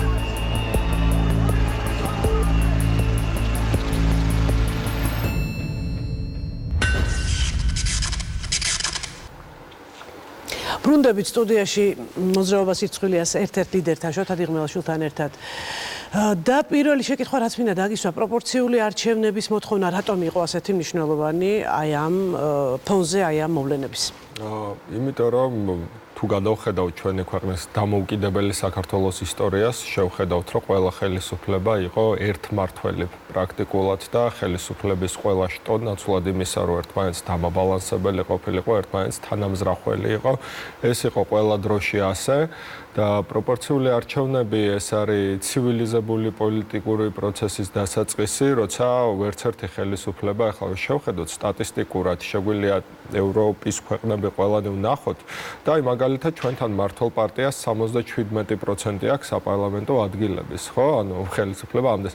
ამით რეკორდსმენი ვართ ევროპაში. ჩვენ მერე მოდის რუსეთი და მერე ნუ რაღაც განვითარებადი ქვეყნები, ყველას ცოტა არის ბელგიაში, სულ 20 დეპუტატი ყავს მართლ პარტიას. და თუ ჩვენ პოლიტიკას დავაფუძნებთ ამაზე, იქნება კონსენსუსების და კომპრომისების სფერო, რაც არის პოლიტიკა, ხო? და ხელშეუშლით იმას, რომ ჩვენ ხელისუფლებები გაირყვნან, ამის ყველაზე კარგი საშუალება არის პროპორციული არჩევნები. ის რომ ყველა ადამიანის ხმა იყოს წარმოდგენილი პარლამენტში იმ პროპორციით, რომ რეალობას ასახავდეს, თორე ნუ აი ბოლო არჩევნებში ხა 45%-მა მეცა ხმა მართლ პარტიას და 77% ადგილით. ხო შეუძლებელია ეს სისტემა არ გაფუჭდეს, ხო? წინა ხელისუფლებასთანაც იგივე პრობლემა ჰქონდეს. მაჟორიტარული სისტემაც წლების განმავლობაში იბრძოდნენ ადამიანები და ზვია ძიძიგური გახსოვთ ეს ცნობილის რკინიგზა რო გადაკეტა მოთხოვნა რა იყო პროპორციული არჩევნები 1918 წელს დამოუკიდებლობის პერიოდში პროპორციული არჩევნები ჩატარდა ანუ ეს პრობლემა ყოველთვის ეკიდა დამოუკიდებელი საქართველოს თავზე და ყოველთვის არსებობდნენ მმართველები ვისაც უნდათ ერთმართველობა და ეს ეხლა უნდათ ისე გამოიყვანონ თითქოს საზოგადოება არის დაპირისპირებული და ერთი მხარე მეორეს ებრძვის ეს ასე არ არის საზოგადოება ერთიანია პროპორციული არჩევნების მოთხოვნაში და ასე იყო ძალიან 100 წლის წინათაც ასე იყო. უბრალოდ არის მმართველების ომი საზოგადოებასთან და არა საზოგადოების ერთი ნაწილის ომი მეორესთან. ამიტომ პროპორციული არჩევნები ეს იყო, აი თუნდაც საზოგადოების მოთხოვნის გათვალისწინების მეტი შანსი. კი, და აი ადამიანები ხო ეშინიათ, რომ აი თუნდაც ყოველთვის აი ამ ხელისუფლების წინააღმდეგ პროტესტის თავზე ეკიდა აჩრდილი რომ აბა რა გინდათ წინა ერთმართველები დაბრუნდნენ და პროპორციული არჩევნები ზუსტად მაგის უზრუნველყოფის საშუალებაა, რომ ვეღარც ერთმა პოლიტიკურმა ძალამ გამოირიცხოს თეორიულადაც კი, რომ საკონსტიტუციო უმრავლესობა მოიპოვოს რა და რა ვიცი, ჩვენ ამაში დავინახეთ გამოსავალი, ყველაზე მოკლე გამოსავალი პოლიტიკური კრიზისიდან, რომელიც არის 30 წლის განმავლობაში თუ ვინმე საერთაშორისო ექსპერტი, საერთაშორისო თან მეგობარი ქვეყნების სტრატეგიული პარტნიორები პეტიციაც კი რა ვიცი 200,000 ხელმოწერაზე მეტი შეგროვდა საქართველოს მოქალაქეებიდან, ყველა ჭკუათყოფელი მაგას ურჩევდა საქართველოს სტილის, აი სადაც დემოკრატიული ტრადიცია დაბალია და ასე შემდეგ, თორემ რიგ ქვეყნებში ახლა მაჟორიტარული სისტემა, აი შვეიცარიის კანტონებში ამართლებს, მაგრამ ჩვენთან ეს დეცენტრალიზაციის დონე და ასე შემდეგ არ არის. ჩვენთან მაინც ლოკალური ფეოდალები არიან, რომლებიც მაინც ენზელმკოიანი დეპუტატი შევარდნაძესთანაც იყო, მიშასთანაც იყო და ახლა ქართულ ოცნებასთან ეს სისტემა უნდა მოვშალოთ, ხო? ხო და თვლით თავს დამარცხებულად და რას აპირებთ 2020-ში? აიო, დამარცხებულად როგორ ვთვლით, ჩვენი ბევრი გამარჯვება იყო გზაზე. პირველ რიგში ის ფორმატი, რაც საზოგადოებამ პოლიტიკურ სპექტრთან მივაღწიეთ, რომ ჩვენ თქვით, რომ აი ჩვენ გვაქვს ჩვენი პირობები და თუ ვინმე ხართ პოლიტიკური სპექტრიდან და გინდათ მოხვიდეთ ჩვენთან, ჩვენ პირობებზე ხელს მოაწერთ და მაშინ მოხვალთ. ეს თავიდან ძნელი იყო პოლიტიკური სპექტრისგან რთული აღსაქმელი იყო, იმიტომ რომ ისინი მიჩვეულები იყვნენ, რომ პარტიების აქციაზე დადის ხალხი და არა პირიქით და პირველი გამარჯვება ესაა, რომ ახლა ხალხის აქციებზე პოლიტიკურმა სპექტრმა დაიწყო და არა პირიქით. ეს ადამიანებს გამოიყვანს ნიჰილიზმიდან და აგზნობინებს, რომ მათ ცვლილების, ანუ ისინი შეიძლება იყვნენ პოლიტიკური აქტორები ისე, რომ აი პარტიულ რაღაცა ისტაბლიშმენტში არ გაერიონ. ეს ძალიან მნიშვნელოვანია, იმიტომ რომ მიუხედავად იმისა, რომ სულ არის იმისი მცდელობა, რომ აი ეს ყველაფერი არის რაღაცა პოლიტიკურად ანგაჟირებული ხალხის, აი სულ არის ეს პოლიტიკურად ანგაჟირებული, ან პოლიტიკური შედეგების დადგომა გვინდა, ხო, პროპორციული არჩევნები გვინდა, ბუნებრივია პოლიტიკაში. უბრალოდ პარტიული, ანუ თუ ბრალდება არის, რომ პარტიების მიერ მართული არის სიტყვაზე, როგორ შეიძლება აწყობდეს, ანუ პროპორციული არჩევნები ახლა მოდი პირდაპირ ვთქვათ, არც ძირითად ოპოზიციურ პარტიას აწყობს და არც ხელისუფლებას რა, ეს არის, რაც ჩვენ ქართულ ხალხს გვაწყობს და ნუ ოპოზიციურ პარტიებს უწევთ ხალხის მოთხოვნებსთან შეწყობა, ნუ ხელისუფლება ბუნებრივია ახლა რომ გაზომეს და ნახეს რომ ერიგებდნენ პროპორციული არჩევნები თუ იქნებოდა, რა ვიცი, საკუთარ ხალხს ხის გადაგდებაზე უფრო საშინელება რა არის, არ ვიცი, მაგრამ საერთაშორისო თანამეგობრობასთანაც მოიჭრეს თავი, რომელსაც დაპირდნენ, მათ შორის გაეროს ტრიბუნიდან, რომ 2020 წელს პროპორციული არჩევნები იქნება და ესეც გამარჯვებაა, რომ გაშიშულდა სისტემა, აი მეფე შიშველია ხო და ყველა. ანუ 2020-ში რას ვაპირებთ? მოკლედ ჩვენ ალბათ ამ სტუდიაში ხშირად შევხვდებით ერთმანეთს, იმიტომ რომ საკმაოდ ისეთი აქტიური და მძიმე წელი გველოდება, ამას ყველა ვაცნობიერებთ. მოკლედ რომ მითხარ, შოთა, რას აპირებთ 2020 წელს? 2020 წელს ჩვენ მანიფესტში რაც 20 სექტემბერს თქვით, ხო, ჩვენ თქვით თავიდანვე დაპირება იყო, რომ დავიხურავთ 5 წავალ სახში, როცა ჩვენი მოთხოვნა შესრულდება. სამწუხაროდ არ შესრულდა ჩვენი მოთხოვნა და სამწუხაროდ გვიწევს, რომ ისევ გავაგრძელოთ, თორემ ძალიან მინდა დაუბრუნდეთ ჩემს საქმეს. 20 სექტემბერს რაც იყო ის, რომ 5 პუნქტი იყო, ერთი რომ დამანგრეվել დარტყმას მივაყენებთ ტროლებს და ბოტებს და ასე შემდეგ, რაც აისბერგის წვერია, რაც ეხლა მოხდა და ეს კიდევ უფრო გაღრმავდება, მუშაობთ ყველა საერთაშორისო აქტორთან, მათ შორის Facebook-თან, რომ ეს გაგრძელდეს. იურიდიული დახმარება გავრილობის პატიმრას ეს პროცესი დაძრულია, იქ პოლიტიკის ჩართულობასთან დაკავშირებით და აქტივისტური ჯგუფების გაჩენასთან იყო დაპირება. ეს ყველაფერი გაღრმავდა, ამის გარდა რაც ძალიან მნიშვნელოვანია, გვინდა პოზიტიური შეთავაზება გავუკეთოთ ქართულ ხალხს და შევადგინოთ ყველა სამოქალაქო ორგანიზაციის საერთაშორისო ექსპერტების ჩართულობით განვითარების ერთი მსხვილტანიანი დოკუმენტი, იმიტომ რომ ყველა ხელისუფლება თავისივე მიღებულ სტრატეგიულ დოკუმენტებს, რომ აი 2020 წელს აქვექნებით, რომ იტყვიან 2012 წელს, აი ამას გავაკეთეთ თვითონვე არ ღვევთ და ჩვენ პოლიტიკური პარტია ვინაიდან არ ვარ და არ გვიწევს პოპულიზმი, რომ აი ხვალ პენსია 1000 ლარი გექნება და მსგავსი ტყუილების, გავაკეთებთ პროფესიონალური დარგობრივი პროფესიონალების ჩართულობით მაქსიმალურად აი ოპტიმალურ გეგმას და იყოს ეს სახელმძღვანელოდ როგორც ხელისუფლებისთვის, ისე ოპოზიციის. ძალიან დიდი მადლობა. ჩვენ სულ 7 მნიშვნელოვანი თემა გამოვყავით და ის ჯგუფები კიდევ ერთხელ გაგაცანით, ვინც არ დაიღალა მიზნისთვის ბრძოლით, მაგრამ წელს იყო ერთი სრულიად გამორჩეული ამბავი, გამორჩეული ადამიანის აქციელი, რომელმაც არა კონკრეტული თემის, არამედ ქვეყნისადმე დამოკიდებულების მისაბაძი მაგალითი მოგცა ყველას. არაფერს ისე არ გაუხარებივართ დღეს ყველა ერთად, როგორც ვაჟა გაფრინდაშვილის მოულოდნელმა გათავისუფლება. როგორი ადამიანი და პროფესიონალია ვაჟა გაფრინდაშვილი, ამაზე მისი მეგობრის ლევან აჭყებიას მიმართვა რუსის სამხედროებისადმი ყველაზე კარგად ლაპარაკობს.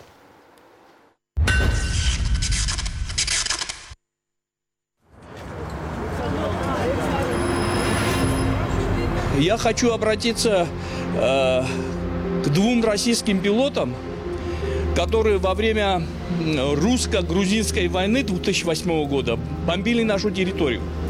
Если вы, мужики, майор Маликов и полковник Зинов, если хоть у вас осталось хоть малейшее чувство чести и достоинства, скажите свое слово, как мы обращались к вам, когда вы лежали в нашей клинике, когда мы лечили вас, я, Леон Ачкебе и доктор Важа Гапридашвили.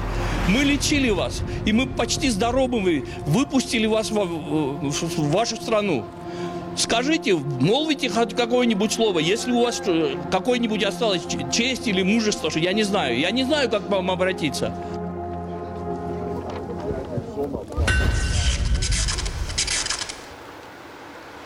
ბატონ ვაჟას მე მხნეობას ვუსურვებ და რაც მთავარია ისეთ ერთიან საქართველოში ცხოვრებას, რომელიც როგორც აღმოჩნდა მისი მთავარი ოცნება. ჩვენ ახლა ვინაცვლებთ სტუდიაში 7 ადამიანი თავარი მოქმედი პირი ასე ვთქვათ ჩვენთან არის კლავ სტუდიაში და კიდევ 3 ადამიანი რომელიც 2019 წელსაც და 2018 წელსაც ძალიან ხშირად სტუმრობდა რეალურ სივრცეს და ეს ადამიანებიც სწორედ ამ ნიშნით გამოვარჩიეთ. რობერტ მარგიშვილი, ძალიან დიდი მადლობა. ცირა ელისაშვილი, ბექა წიქარიშვილი. პირველი შეკითხვა, ცირა, დავიწყოთ შენით. მე მახსოვს ჩვენი პირველი გადაცემები, სადაც შენ და არაჩვეულებრივი ადამიანები იცავდით საყდრის, იცავდით ყველა ტიპის კულტურული მემკვიდრეობის ძეგლს. მაინტერესებს, როგორ ფიქრობ, რატომ აქვს მნიშვნელობა აქტივობას, რატომ აქვს მნიშვნელობა დაუღალავ და აი როგორც სკრუპულოზურ ომს ყველაფრის მოსაპოვებლად და ყველაფრის თქვათ დასაბრუნებლად, დასაცავად, რატომ არის ესეთი აუცილებელი, რატომ გადადის პროცესები ქუჩაში, რატომ ხდება ხოლმე ასე?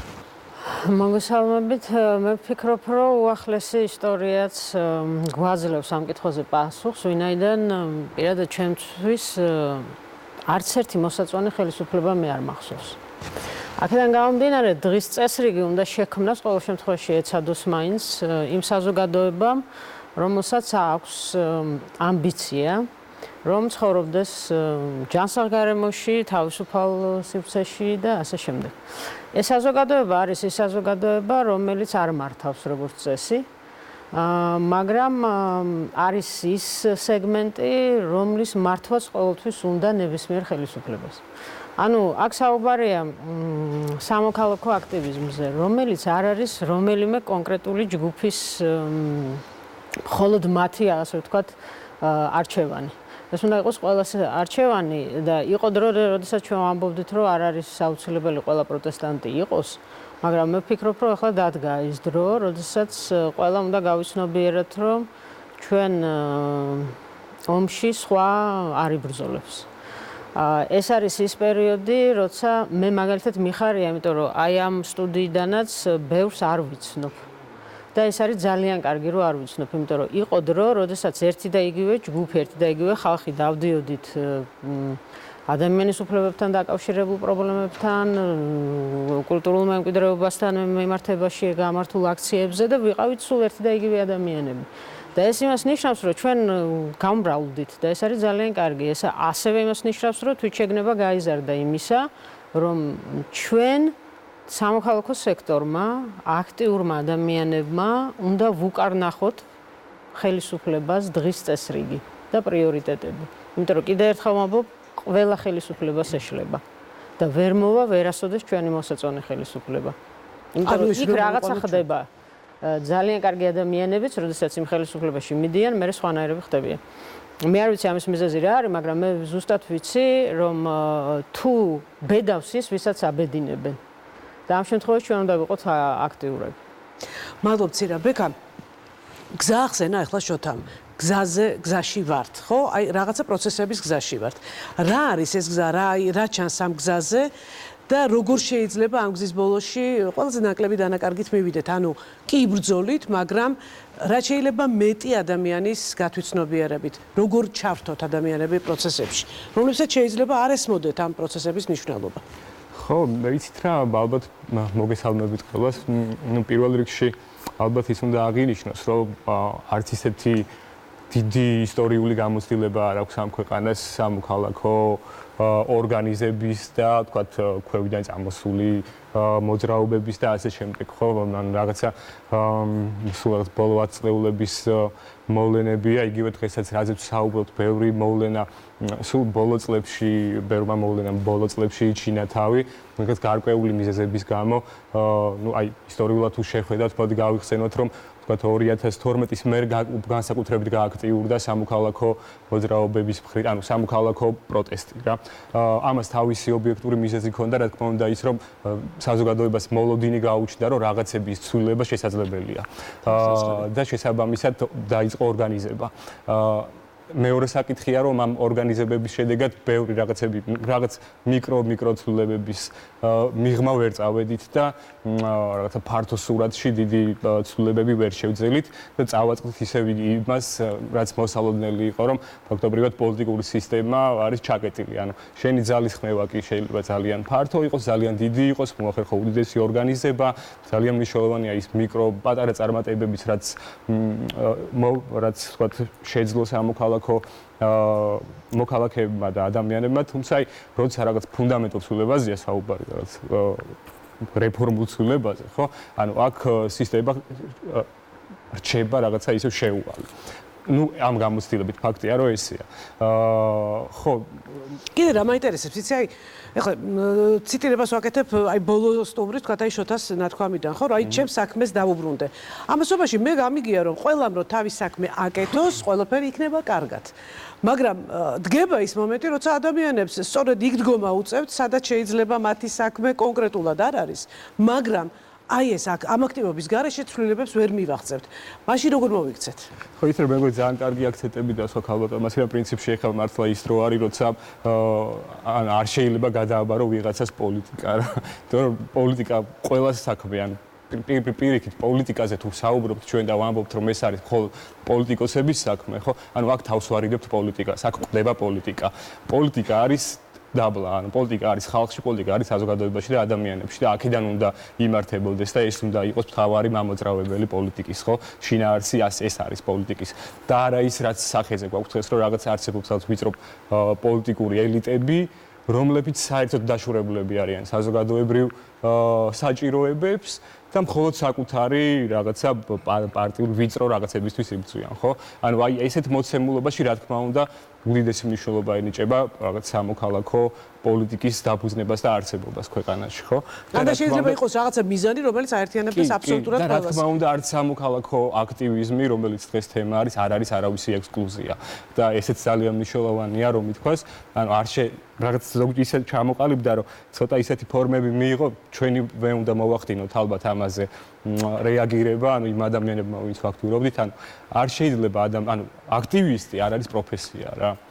აქტივიზმი არ არის არავისი ექსკლუზია. ანუ არ შეიძლება რომ ვიღაცას კონდეს განსაკუთრებული უფლება რაღაცის პროტესტზე. ანუ ეს შეიძენს ყველა ვარიანტში საბოლოო ჯამში მახინჯ ფორმას რა. ამიტომ ხო აი ამ საკითხებზე ბევრ რაღაცაზე გვაქვს ჩვენ ჯერ კიდევ საფიქრალი, ბევრი რამე გვაქვს ასწავლი, იმიტომ რომ პროცესში ვართ ნამდვილად. თუმცა მგონია რომ ძალიან სასიცხოდ მნიშვნელოვანი არის მათ შორის საერთო ბრძოლის ხაზის გამოკვეთა აი ამ პატარა მიკრო ბრძოლებში. ჩვენ კი ვართ სეგმენტირებული და ვთქვათ ზოგი იმას იმ საკითხზე ორიენტირებული ზოგი ამ საკითხზე, მაგრამ არის ერთი ძალიან დიდი, რაც ყველას გვაერთიანებს და მგონია რომ ეს არის სწორედ პოლიტიკური სისტემის ცვლილება, ანუ პოლიტიკური სისტემა, რომელიც შეუვალი რჩება დღემდე ჩვენი ხალხში არსებული პრობლემებისთვის რა. ამიტომ ალბათ ეს ხაზი უნდა იყოს ის, რაზეც ყველამ უნდა ვიფიქროთ, სადაც ურთიერთკავშირი და რაღაც უნდა მოხდეს ამის ფორმულირება, ისე რომ როგორ გავარღვიოთ ეს გასაგებია. აი ხო ფართო სურათზე იყო ლაპარაკი ბატონ რობერტ, მაგრამ მე მახსენდება თქვენი მართლა შეუპოვარი ბრძოლა, მეტროს თანამშრომლების შეუპოვარი ბრძოლა და თქვენ ეს ბრძოლა მოიგეთ, შეიძლება ასე ითქვას. მადლობას ვუხდი აქვე იმ ადამიანებს, რომლებმაც გაითვალისწინეს და ესეც ნამდვილად წასახალისებელია, როცა კომუნიკაცია დგება და როცა კონკრეტულ ადამიანებს ესმით რომ მათი ვალდებულება ამ კონკრეტულ სიტუაციაში მიიღონ სწორი გადაწყვეტილება. თქვენ შემთხვევაში ეს მოხდა. მაინც როგორ იყო ეს? მე მახსოვს ის პერიოდი, როცა თქვენ მოწინააღმდეგეებიც ყავდათ და სწორედ თქვენივე თანამშრომლები დაგიპირისპირეს. მესმის რომ სისტემა ყოველთვის ცდილობს პირველ რიგში დაყოს და ივადონოს რა. აი როგორ აცდით ამ პროცესს? ეხლა რა არის ქალბატონო, ეს თავარი არა, ვინ დაგვიპირისპირდა რა. ჩვენი მოკავშირეები ვინ გახდა იმაზე უფრო კაისა, ვინ დაგუჭირა მხარი. აი, ჩემ მეგობარს გეძახით, იმიტომ რომ დიდი მხარდაჭერა განიცადეთ თქვენგან, ბექასგან, ძალიან ბევრი ხალხისგან. ეს არის მთავარი რა. ლოკალური ბრძოლა, რომელიც იწყება, მთავრდება რაღაც რეზულტატზე მიდიხართ. აი ეს ყველა მждომი ხალხი, ვინც პრობლემას ზემოთ ამოაგდა, მე მეუბნება ესე უნდა გადავწყვიტო, თანამოაზრეა ჩემი, იმიტომ რომ რაღაც გლობალურისკენ მივდივართ. აი ქალბატონიც რა ამბობდა და არ მინდა რომ გავიმეორო, მაგრამ რეალობა ეგაა რა. ეს პოლიტიკა რას გვთავაზობს ახლა ჩვენ რა. ძალიან ისეთ პრიმიტიულ თამაშის წესებს რა. არც ერთი მოსაწონი არ არის ხალხო მართალი ბრძანდებით მაგაში, მაგრამ ჩვენ გვექცევა პრიმიტიულად. ვჭირდებით რაში რომ მაგათი აი დავაკანონოთ მაგათი კანონიერი მოსვლა, ხმა მივცეთ არჩევნებში და მე თავისი იდეების რაღაც ხორჩესხმა განხორციელოთ რა. იდეები ახლა ეს რო იყოს რაღაც ისეთი გლობალური და ქვეყნისთვის კაი და ქართული პროგრამა დაიდოს და ქვეყნის წინსვლის გასაგებია, მაგრამ ეს ძალიან მერკანტილური იდეებია რა. გამდიდრების, კაპიტალის დაგროვების და აი მორჩა ამით ყველაფერი რა. და ახლა მე როცა ვეუბნები რომ ბიჭო, შენ ცუდი პოლიტიკოსი, იმიტომ კი არა ხარო, აზრი და სწავლება ქონდა ცუდი. აი ამას რო აკეთებ რაღაც ეტაპის მერე რა. ესე არ შეიძლება, ესე არა. ახლა რას ვაპროტესტებ, თუნდაც ისინი და ჩემი სიფრთხის ხალხი, მუშა პროცესი, სამუშაო არა გვაქვს, სამსახური არა გვაქვს, ნორმალური 30 წელი შეიძლება ქვეყანა ვითარდებოდეს, ვიღაცა თავისთავად რაღაცას ეძახდეს და შრომა იყოს აქ უპატიოსნო, შრომა იყოს ღირსების შემლახავი, არა ანაზღაურებად და რაღაც შრომა რაღაც განყენებული ის ხო არ არის კაცო ცხოველი და რაღაც შრომა რა არის, ის ჩვენი შინაგანი თვისებების საზომია, ჩვენი უნარ-ჩვევების, რომელიც მივიღეთ ცხოვრებაში, ჩვენი მოქალაქეობრივი პოზიციის საზომი და პატრიოტიზმისა თუ გინდა და როგორი პოლიტიკოსი ხარ, როგორი მთავრობა ხარო, ამაში მე ხელს მიშლი. არ გჭირდები როგორც მოქალაქე, არ გჭირდები როგორც პატრიოტი და რა გელაპარაკო მე შენ დღეს რა. ქვეყნიდან დევნი, მაგდებ და ისეთ კოლაბორაციაში მახვედრებ იქ რომ არ ვიცი, მონად მივდივარ იქ, მაგრამ რაღაც გზას პოულობ და ამებმა რა ქნეს იცით? ქალბატონო, მოიგონეს რაღაც ლიბიოტკები, რაღაც კაჯეთის ციხესავი ძიან, არც კარები, არც პანჯარა, ბოდიში ქართული შესაწყისი არ ვიცი, ეს მემბრანაა ხო ისტეგეი და ლიდონის ზაფი ეხოვა, თანამედროვე დისტანციური მართვით და ერთმანეთს კეჩოში მოაბავენ და ზიდავენ ზემოთ და ჩვენ ვზივარ და გვეუბნებიან, თქვენთვის არაფერი არ არის. მაგრამ ბიჭო, ჩვენ მარტო ამათ ხო არ უყურებთ, ხო? 1000 ისა ინფორმაცია და ვიცით რომ სოციალური კიბეები არსებობს, ლიფტები არსებობს, რომელსაც ეს მიმალავს, მაგრამ როგორ დამიმალავს რა? ვიძახი რომ აი ეს განმივითორე და მე მივხედავ ჩემ თავს. გამოსავალი ხა ის კი არა, როგორი არჩევნები გვექნება, როგორ იმას მოვაწყობთ, პროპორციულს, არაპროპორციულს, გერმანულ მეთოდს, ჩინურს თუ პუერტო-რიკოულს, თავად ისა ჩვენ როგორ დავხდებით საზოგადოება რა? როგორი მზადყოფნი დავხდებით? ეხლა ეს ყველა ხალხი წარმოადგენს პატარ-პატარა ეს პლატფორმას, რომელსაც ძალიან დიდ პატივს ვცემ. ჩვენ ერთმანეთს ვეხმარებით, სოლიდარობა გვაქვს, რაღაც, მაგრამ როგორ ავართ, იცი? ერთს დიდი გორა ეფარება, მეორე სახლი, მესამეც ბუჩქი და შორიდან არ აჩანს, ეს პარობა ვერ გხედავს. რომელი პლატფორმა იცით ყველაზე შესახედი? აი ყველა კუთხიდან რო ჩანს საქართველოში. დიდი კაცია იმის კილიქს არ დავიწყებ. ძალიან მიყვარს და ძალიან პატივს, მაგრამ მისმა სიტყვა მიიღო ეგ. გვეშველება რამე. წკიპურტი შაგვარტყა ბატონმა კახი მამი და რაღაცა არაკო ამბავი მოყვა, მაგრამ მე ამან ვიღაცამ ძახილის ნიშანი დაუსვა და პლატფორმა შექმნა უცებ. გვეშველება რამე.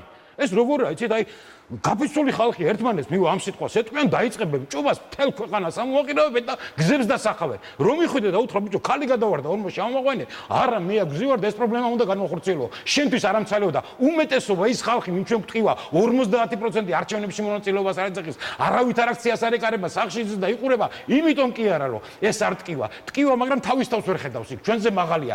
აი ეს უნდა დავადგრიოთ, აი ამ პატარა პლატფორმებმა, ეს დიდი პლატფორმა. გვეშველება რამე რო აწერია და მე იმ კაცის საპატივცემლოდ მარტო გვეშველება დავაწეროთ და ძახილის ნიშანი დაუსვათ. სამი ძახილის ნიშანი თუ გინდა დიდი ასოებით, ჩემს კი ასოებით და იმ პლატფორმაზე მოვიყაროთ ახლა. ვინც გინდა მოვიდეს, ჩვენ შევხედოს და ისე იფიქროს რა. წითელი ხაზები დაუსვათ იმას, რომ აი ეს უნდა გააკეთო, აი ეს უნდა განახორციელო, თუ არ გააკეთე ამას მოგთხოვ და თუ შევდექით ეგეთ საზოგადოებად, ბეკა ძალიან მიყვარხარ, დიდ პატივს ვცემ, მაგრამ საზოგადოებრივი მოწყობა დღეს კი არ ვითარდება. ამან გადაგვარჩინა საქართველოს შემოკარგო როგორც რელიგიამ, როგორც ენამ, საზოგადოებრივმა მოწყობამ. აი ამ ქართველებისთან და ისტორიულად ჩვენია და როცა იქნება დღეს შეიძლება ძალიან სუსტები ვართ, მაგრამ იქნება ეს ლევაის საკურველი, მაგი ჩვენი ისა ხვედრი ქართველების და აი რაღაცას ვიზანთ. ხო, აი როგორ უნდა გაერთიანდეს, აი ცირამას თქვა სხვათა შორის რომ ვიყავით ცოტა, ახლა უკვე ეს ადამიანების რაოდენობაც იზრდება, იზრდება სპექტრი იმ პრობლემების, აი რა მოიტანა ეს ყველაფერი, აი ნიკა როგორ ფიქრობ, როგორ შეიძლება რომ თქვა თქვენი პრობლემა გახდეს, თქვა ნათიას პრობლემა, ლიზას პრობლემა, ბატონი რობერტის პრობლემა. როგორ შეიძლება ეს ყველაფერი ამან ყველაფერმა მოიყაროს ერთად თავი? და რას მოიტანს ეს, როგორ ვფიქრობთ, რა შეიძლება ამ შემთხვევაში? კონკრეტული პრობლემას მივყავართ, რაღაც სისტემურ პრობლემამდე ჩვენ სახელმწიფოში ყოველ შემთხვევაში ესეა. განყენებულად სამედიცინო პრობლემა არ არსებობს. ეს არის მთელი საზოგადოების პრობლემა, რადგანაც ქვეყანაში თუ არ იქნება ნორმალური კვალიფიციური კადრი ექიმის სახით, ხო? ეს შეეხება ყველა პაციენტს და ღმერთმა დაგვიფაროს და ერთ დღეს მოგეხსენებათ ყველას, რომ ნებისმიერ შეიძლება გავხდეთ პაციენტი, ხო? ეს არ არის მხოლოდ ერთი საზოგადოების, ერთი კონკრეტული ჯგუფის პრობლემა. ეს არის ყველას პრობლემა და სწორია ვეთანხმები, რომ სამოქალაქო სექტორი უნდა იყოს ძლიერი, ძალიან ძლიერი თან, რომელიც უკარნახებს ხშირ შემთხვევაში მთავრობას, როდესაც რაღაცას აცდება, სწორ მიმართულებას, თუ საით უნდა გადაუხვიოს, მაგრამ მნიშვნელოვანია ის ფაქტიც, რომ კვალიფიციური და რელევანტური კადრი უნდა იყოს წარმოდგენილი ნებისმიერ სფეროში. აი მაგალითად, მე გითხარით წეგან, რომ გქონდა შეხვედრა რამოდენიმეჯერ ჯანდაცვის მინისტრის მოადგილესთან და სამინისტროს წარმომადგენლებთან. წარმოდგენა არა აქვთ, რაზე ველაპარაკებით ხშირ შემთხვევაში და კონკრეტულად თემის გარშემო ვერ ახორციელებენ ანალიზს, რასაც ვეუბნებით. კონკრეტული შემთხვევები გქონდა, როდესაც ერთი ქალბატონი მეუბნება, რომ ჩვენ ამდენი ექიმი აღარ გვჭირდება, ეს პირდაპირ მინისტრის წარმომადგენელი გვეუბნება, რომ წადით თუ ამ ქვეყნიდან და მე ვეუბნები, არა ქალბატონო, ეს ესე არ არის. აქ უნდა იყოს ჯანსაღი, კონკურენტული გარემო, სადაც კარგი ექიმები დარჩებიან საქართველოში და თუ დაუშვათ, მეტი აღარ იქნება საჭირო. და სხვებმა ეძიონ სხვაგან ეს პირიქით აქვთ ამ ხალხს ეს წარმოდგენილი რატომღაც ჩვენ და სამწუხაროდ რომ საქართველოსთან ვინც კარგია უნდა გაიქცეს, ვისაც ხმის ამოღება შეუძლია, ვისაც საკუთარი პოზიციის დაცვა შეუძლია, ისინი უნდა გაიქცნენ. ესე აღარ უნდა იყოს. სამინისტროშიც და ნებისმიერ სტრუქტურაში უნდა იყოს კვალიფიციური ადამიანები, რომლებიც იფიქრებენ რეალურად პრობლემების გადაწყვეტაზე და არა ისე რომ ხელი მიგით თვითონ ქვეყნიდან გაიქეცი. ეს დამღუპველია და კიდევ ერთ რაღაცას ვიტყვი თუ შეიძლება რომ ყოველთვის აქვს ბრძოლას აზრი და როგორც ბატონი ვაჟას შემთხვევაში ეს სასიხარულო რეალობა დაგვიდგა, მე იმედი მაქვს, რომ ჩვენი სწორი პოზიციონირებით ყველაფერს მივაღწევთ და სიკეთის დაბოროტების ბრძოლაში ვიცით ჩვენ ეს ისტორიულად არ დამტკიცებულა სიკეთე იმარჯვებს. თავარია არ დავნებდეთ და ბოლომდე ვიბრძოლოთ ჩვენი პოზიციები. ნიკა, აუცილებლად უნდა გკითხვა ახლა ბატონმა რობერტმა თქვა და მე სულ მაწუხებს ხოლმე და ყოველთვის როცა ადამიანისგან მესმის რომ მე არ მივდივარ არჩევნებზე, იმიტომ რომ მაინც არაფერი არ შეიცვლება. ეს არის ის, რაც ყველაზე მეტად მტკენს გულს და კიდევ უფრო მეტი ბრძოლისკენ მიბიძგებს, აბსოლუტურად სერიოზულად გეუბნებით, იმიტომ რომ მე ვერ წარმომიდგენია როგორ შეიძლება ცხოვრობდე ქვეყანაში და იყო პასიური მისი მომავლის მიმართ, თუნდაც სულაც პრაგმატული მიზეზით შენი შთამომავლობის გამო, რომ მან იცხოვროს კარგ ქვეყანაში თუ შენ ვერ მიაღწია ამას. ნიკა, როგორ უნდა გავააქტიუროთ ასეთი ადამიანები, რა საშუალებები არსებობს ამისთვის? პირველ რიგში აი როგორ დავანახოთ თავისი თავი, აი იქ სადაც აქტივობაა ყველაზე მნიშვნელოვანი. ჩვენს ადამიანები ვართ, ვინც რაღაც პრობლემა შევამჩნიეთ და ვიფიქრეთ, რომ ერთ დღეს რომ ამას გადავწყვიტავდით, სადღაც ვიპოვეთ ძალა საკუთარ თავში. რა თქმა უნდა, თქვა ადამიანმა, რომ ჩემ საქმეს დაუბრუნდეთ. ალბათ ყველა ეგრე ვფიქრობთ, რომ ჩვენ გვინდა, რომ ჩვენ საქმეს დაუბრუნდეთ. მაგრამ ესე ხო არ არის, ხო ჩვენი ქვეყანაა და ჩვენ ხედავთ რაღაც პრობლემას და ჩვენ გვჭირდება გვერდზე მდგომი ადამიანი. ჩვენ მივდივართ ამ ადამიანთან და უხსნით ამ პრობლემას. ზოგს ისმის, ზოგს რა თქმა უნდა არ ესმის, მაგრამ როცა უკვე ბევრი ხდები და ასეულობით, ათასეულობით ხარ, მე იმას შენთან მოსვლა რაღაცნაირად ცხვენია და ვერ მოდის და მე ვფიქრობ, რომ არ დავემსგავსოთ ხელისუფლებებს და ჩაკეტილები რო არ ვიყოთ, პირიქით ყველასთან უღიები უნდა ვიყოთ და ამ ხალხს უთხრათ, რომ ჩვენ აქტივისტები ვართ, ჩვეულებრივი თანამოქალაქეები და ნებისმიერ შეუძლია, მე შემიძლია თქვენ აქტივობაში ჩავერთო, დამიძახე და მოვალ. შეიძლება მე ვერ მოვდივარ, მერიდება, ანუ ჩვენ გვმართებს აქტივისტებს მეტი გახსნილობა და მეტი თავდაჯერებულობა, რასაც ვაკეთებთ. და თუ ამას დავიჯერებთ, რა თქმა უნდა, გავაკეთებთ და ჩვენ შემთხვევაშიც ფიქრობთ, რომ ძალიან წინ გადადგმული ნაბიჯი, ძალიან წინ გადავდგით ნაბიჯი რუსთავს რაც შეეხება და ვფიქრობ, რომ მე თქვენი გამოცდილებას გამიზიარებ, გიყურებ თქვენ, ძალიან ბევრი აქტივობა გქონდათ და ჩვენ უნდა დავეხმაროთ არა ერთმანეთს, არამედ მთლიან საზოგადოებას, იმიტომ რომ ეს პრობლემები რეალურად არსებობს და ჩვენ ამ ხალხს უნდა დავანახოთ ისე არა როგორც მათ სურთ, ისე უნდა დავანახოთ როგორც არის. და მათ არ უნდათ ამის დანახვა და ჩვენ უნდა დავანახოთ ეს. კი, თითო წუთი, იმიტომ რომ 3 წუთია სულ გადაცემის დამთავრებამდე და ჩვენ დავამატებ, რომ იგივე თქვენს დაიწყეთ, რომ შეუერთდით კამპანიას ეს ქვეყანა ჩვენია. ალბათ მაგით უნდა დავიწყოთ ჩვენ, რომ ეს ქვეყანა ჩვენია, სწორედ ჩვენზე არის დამოკიდებული როგორ ქვეყანაში ვიცხოვრებთ და ის ცვლილებებს, რომელსაც ჩვენ ყოველდღურად ვაღწევთ, უნდა გაუზიაროთ, უნდა ვიყოთ სოლიდარულები და მე მახსოვს, რომ თავიდან თბილისი იყო ჩვენთვის რაღაც მაგალითი, ხო, ჰამქარმა რო დაიწყო გუდიაშვილზე ჟურნალზე პანორამაზე ჩვენ ეს სოლიდარობა გქონდა და ჩვენ ერთმანეთთან დავდიოდით რომ ვიცოდით რომ ამ ბრძოლაში ყველა ერთად უნდა ვიდგეთ. აი ჰამქარი იყო თქვენთვის მაგალითი ბრძოლის? კი, ჩვენთვის მაგალითი იყო, ამავე დროს იყო გვერდში მდგომი ადამიანები, ორგანიზაცია, რომელმაც ძალიან ბევრი რამ გვასწავლა და ბოლომდე ჩვენთან არიან დღესაც. ისევე როგორც სხვა იგივე მარტო ბათუმელები იყო, გაზეთი ბათუმელები, რომელიც ჩვენთან ერთად იდგა მაშინ და ეხა თითქმის ყველა მედია საშუალება, იგივე ტელევიზია ჩვენს გვერდით არის. სწორედ ეს როცა დაინახავენ, რომ ეს არის აბსოლუტურად გულწრფელი ბრძოლა საკუთარი ქალაქისთვის, ქუჩისთვის, მაშინ ეს ერთობა, ეს სოლიდარობა არის და ეს ქვეყანა ჩვენი არის. მადლობთ. რადგან ახსენეთ არჩევნების მიმართ სკეპსისი საზოგადოების ხო და მინდა ამას დავუბრუნდეთ. მე გონია რომ ძალიან ლოგიკურიც არის, იმიტომ რომ ფაქტურად დღეს მოსახლეობა ვერ ხედავს თავის წარმომადგენელს, ვისაც შეიძლება ენდოს და შესაბამისად არჩევნებიც მიმართაც ხდება სკეპტიკური, ხო? ამიტომ მეორე მხრივ რადიკალ ძალიან მნიშვნელოვანი არის, რომ მათ შორის ახალი პოლიტიკური სუბიექტების ფორმირებაზე დაიწყოს საზოგადოებამ ფიქრი და ამისკენ მიმართოს ძალისხმევა რა. და არ ველოდოთ მუდამოდ ის ახალ სახელს დაირქმევს, შემდეგ ის გახდება, თუმცა იგივეა ისევ და ერთ და იგივე წრეზე არ უტრიალდება. თუმცა ბექა მე ვხედავ ასეთ ადამიანებს კი და დავამთავრებ თქვენით სამწუხაროდ. ნუ ძალიან რთულია, მაგრამ აი თითო წინადადება მაყარ. ერთი წინადადება მინდა მხოლოდ თქვა, ჩვენ თავარ პრობლემაზე არ ვისაუბრეთ დღეს. აი მთავარი რა არის? ორი კაცი შეიკრიბება და პროტესტი აქვს. ისინი უკვე არიან ტრის ბანაკი. აი ასე გვაფასებენ. ანუ ორი კაცი თუ შეიკრიბება და პროტესტია რამისი, თუნდაც ცუდი ტრანსპორტირების, აი მაგალითად მარშრუტკის ხოს ვეუბნებით, რატომ არ არის კონდიციონერი. უკვე ნაციონალი ხარ. აი ეს მოცედი თუ არ მოისპობა, უკვე ხალხი არ მიდის ერთმანეთთან იმის შიშით, რომ ნაცებს დაგვარქმევენ. რას ქვია ნაცებს დაგვარქმევენ? ეზოს ვიცავთ ხალხნო, მარტო ეზოს ვიცავთ და პირდაპირ შერაცხულები ვყავართ ქალბატონ მარიამ კუბლაშვილს და მერიის სამსახურებს ნაცებად. რა შვაშია ნაცები ეზოს ვიცავ. ელემენტარულად ჩემს პირად ეზოს. ჩვენი კორპუსის ეზოს. ეთელი იყოს თქვენი ფეხი კლუბში. გიორგი ერთი წამი.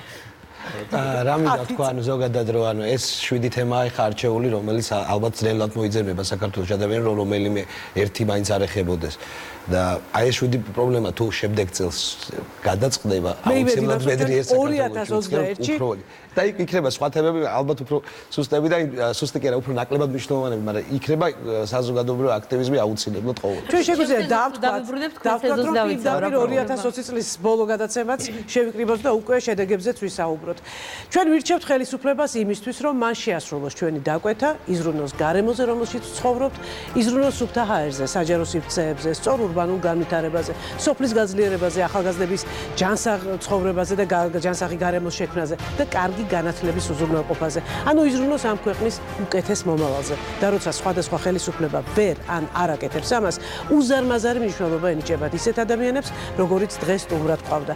და გახსოვდეთ, თქვენ ქმნით, თქვენ ირჩევთ და თქვენ ცვლით რეალურ სივრცეს. ეს ქვეყანა შენია. მე გილოცავთ დამდეგ შობა ახალ წელს, გისურვებთ მართლაც უკეთეს გარემოში გვეცხოვროს ყველას ერთად და არ დავიღალოთ მიზნის მიღწევის გზაზე. ერთმანეთს მომავალ წელს 18 იანვარს შევხვდებით. ძალიან დიდი მადლობა მობრძანებისთვის. ნახვამდის.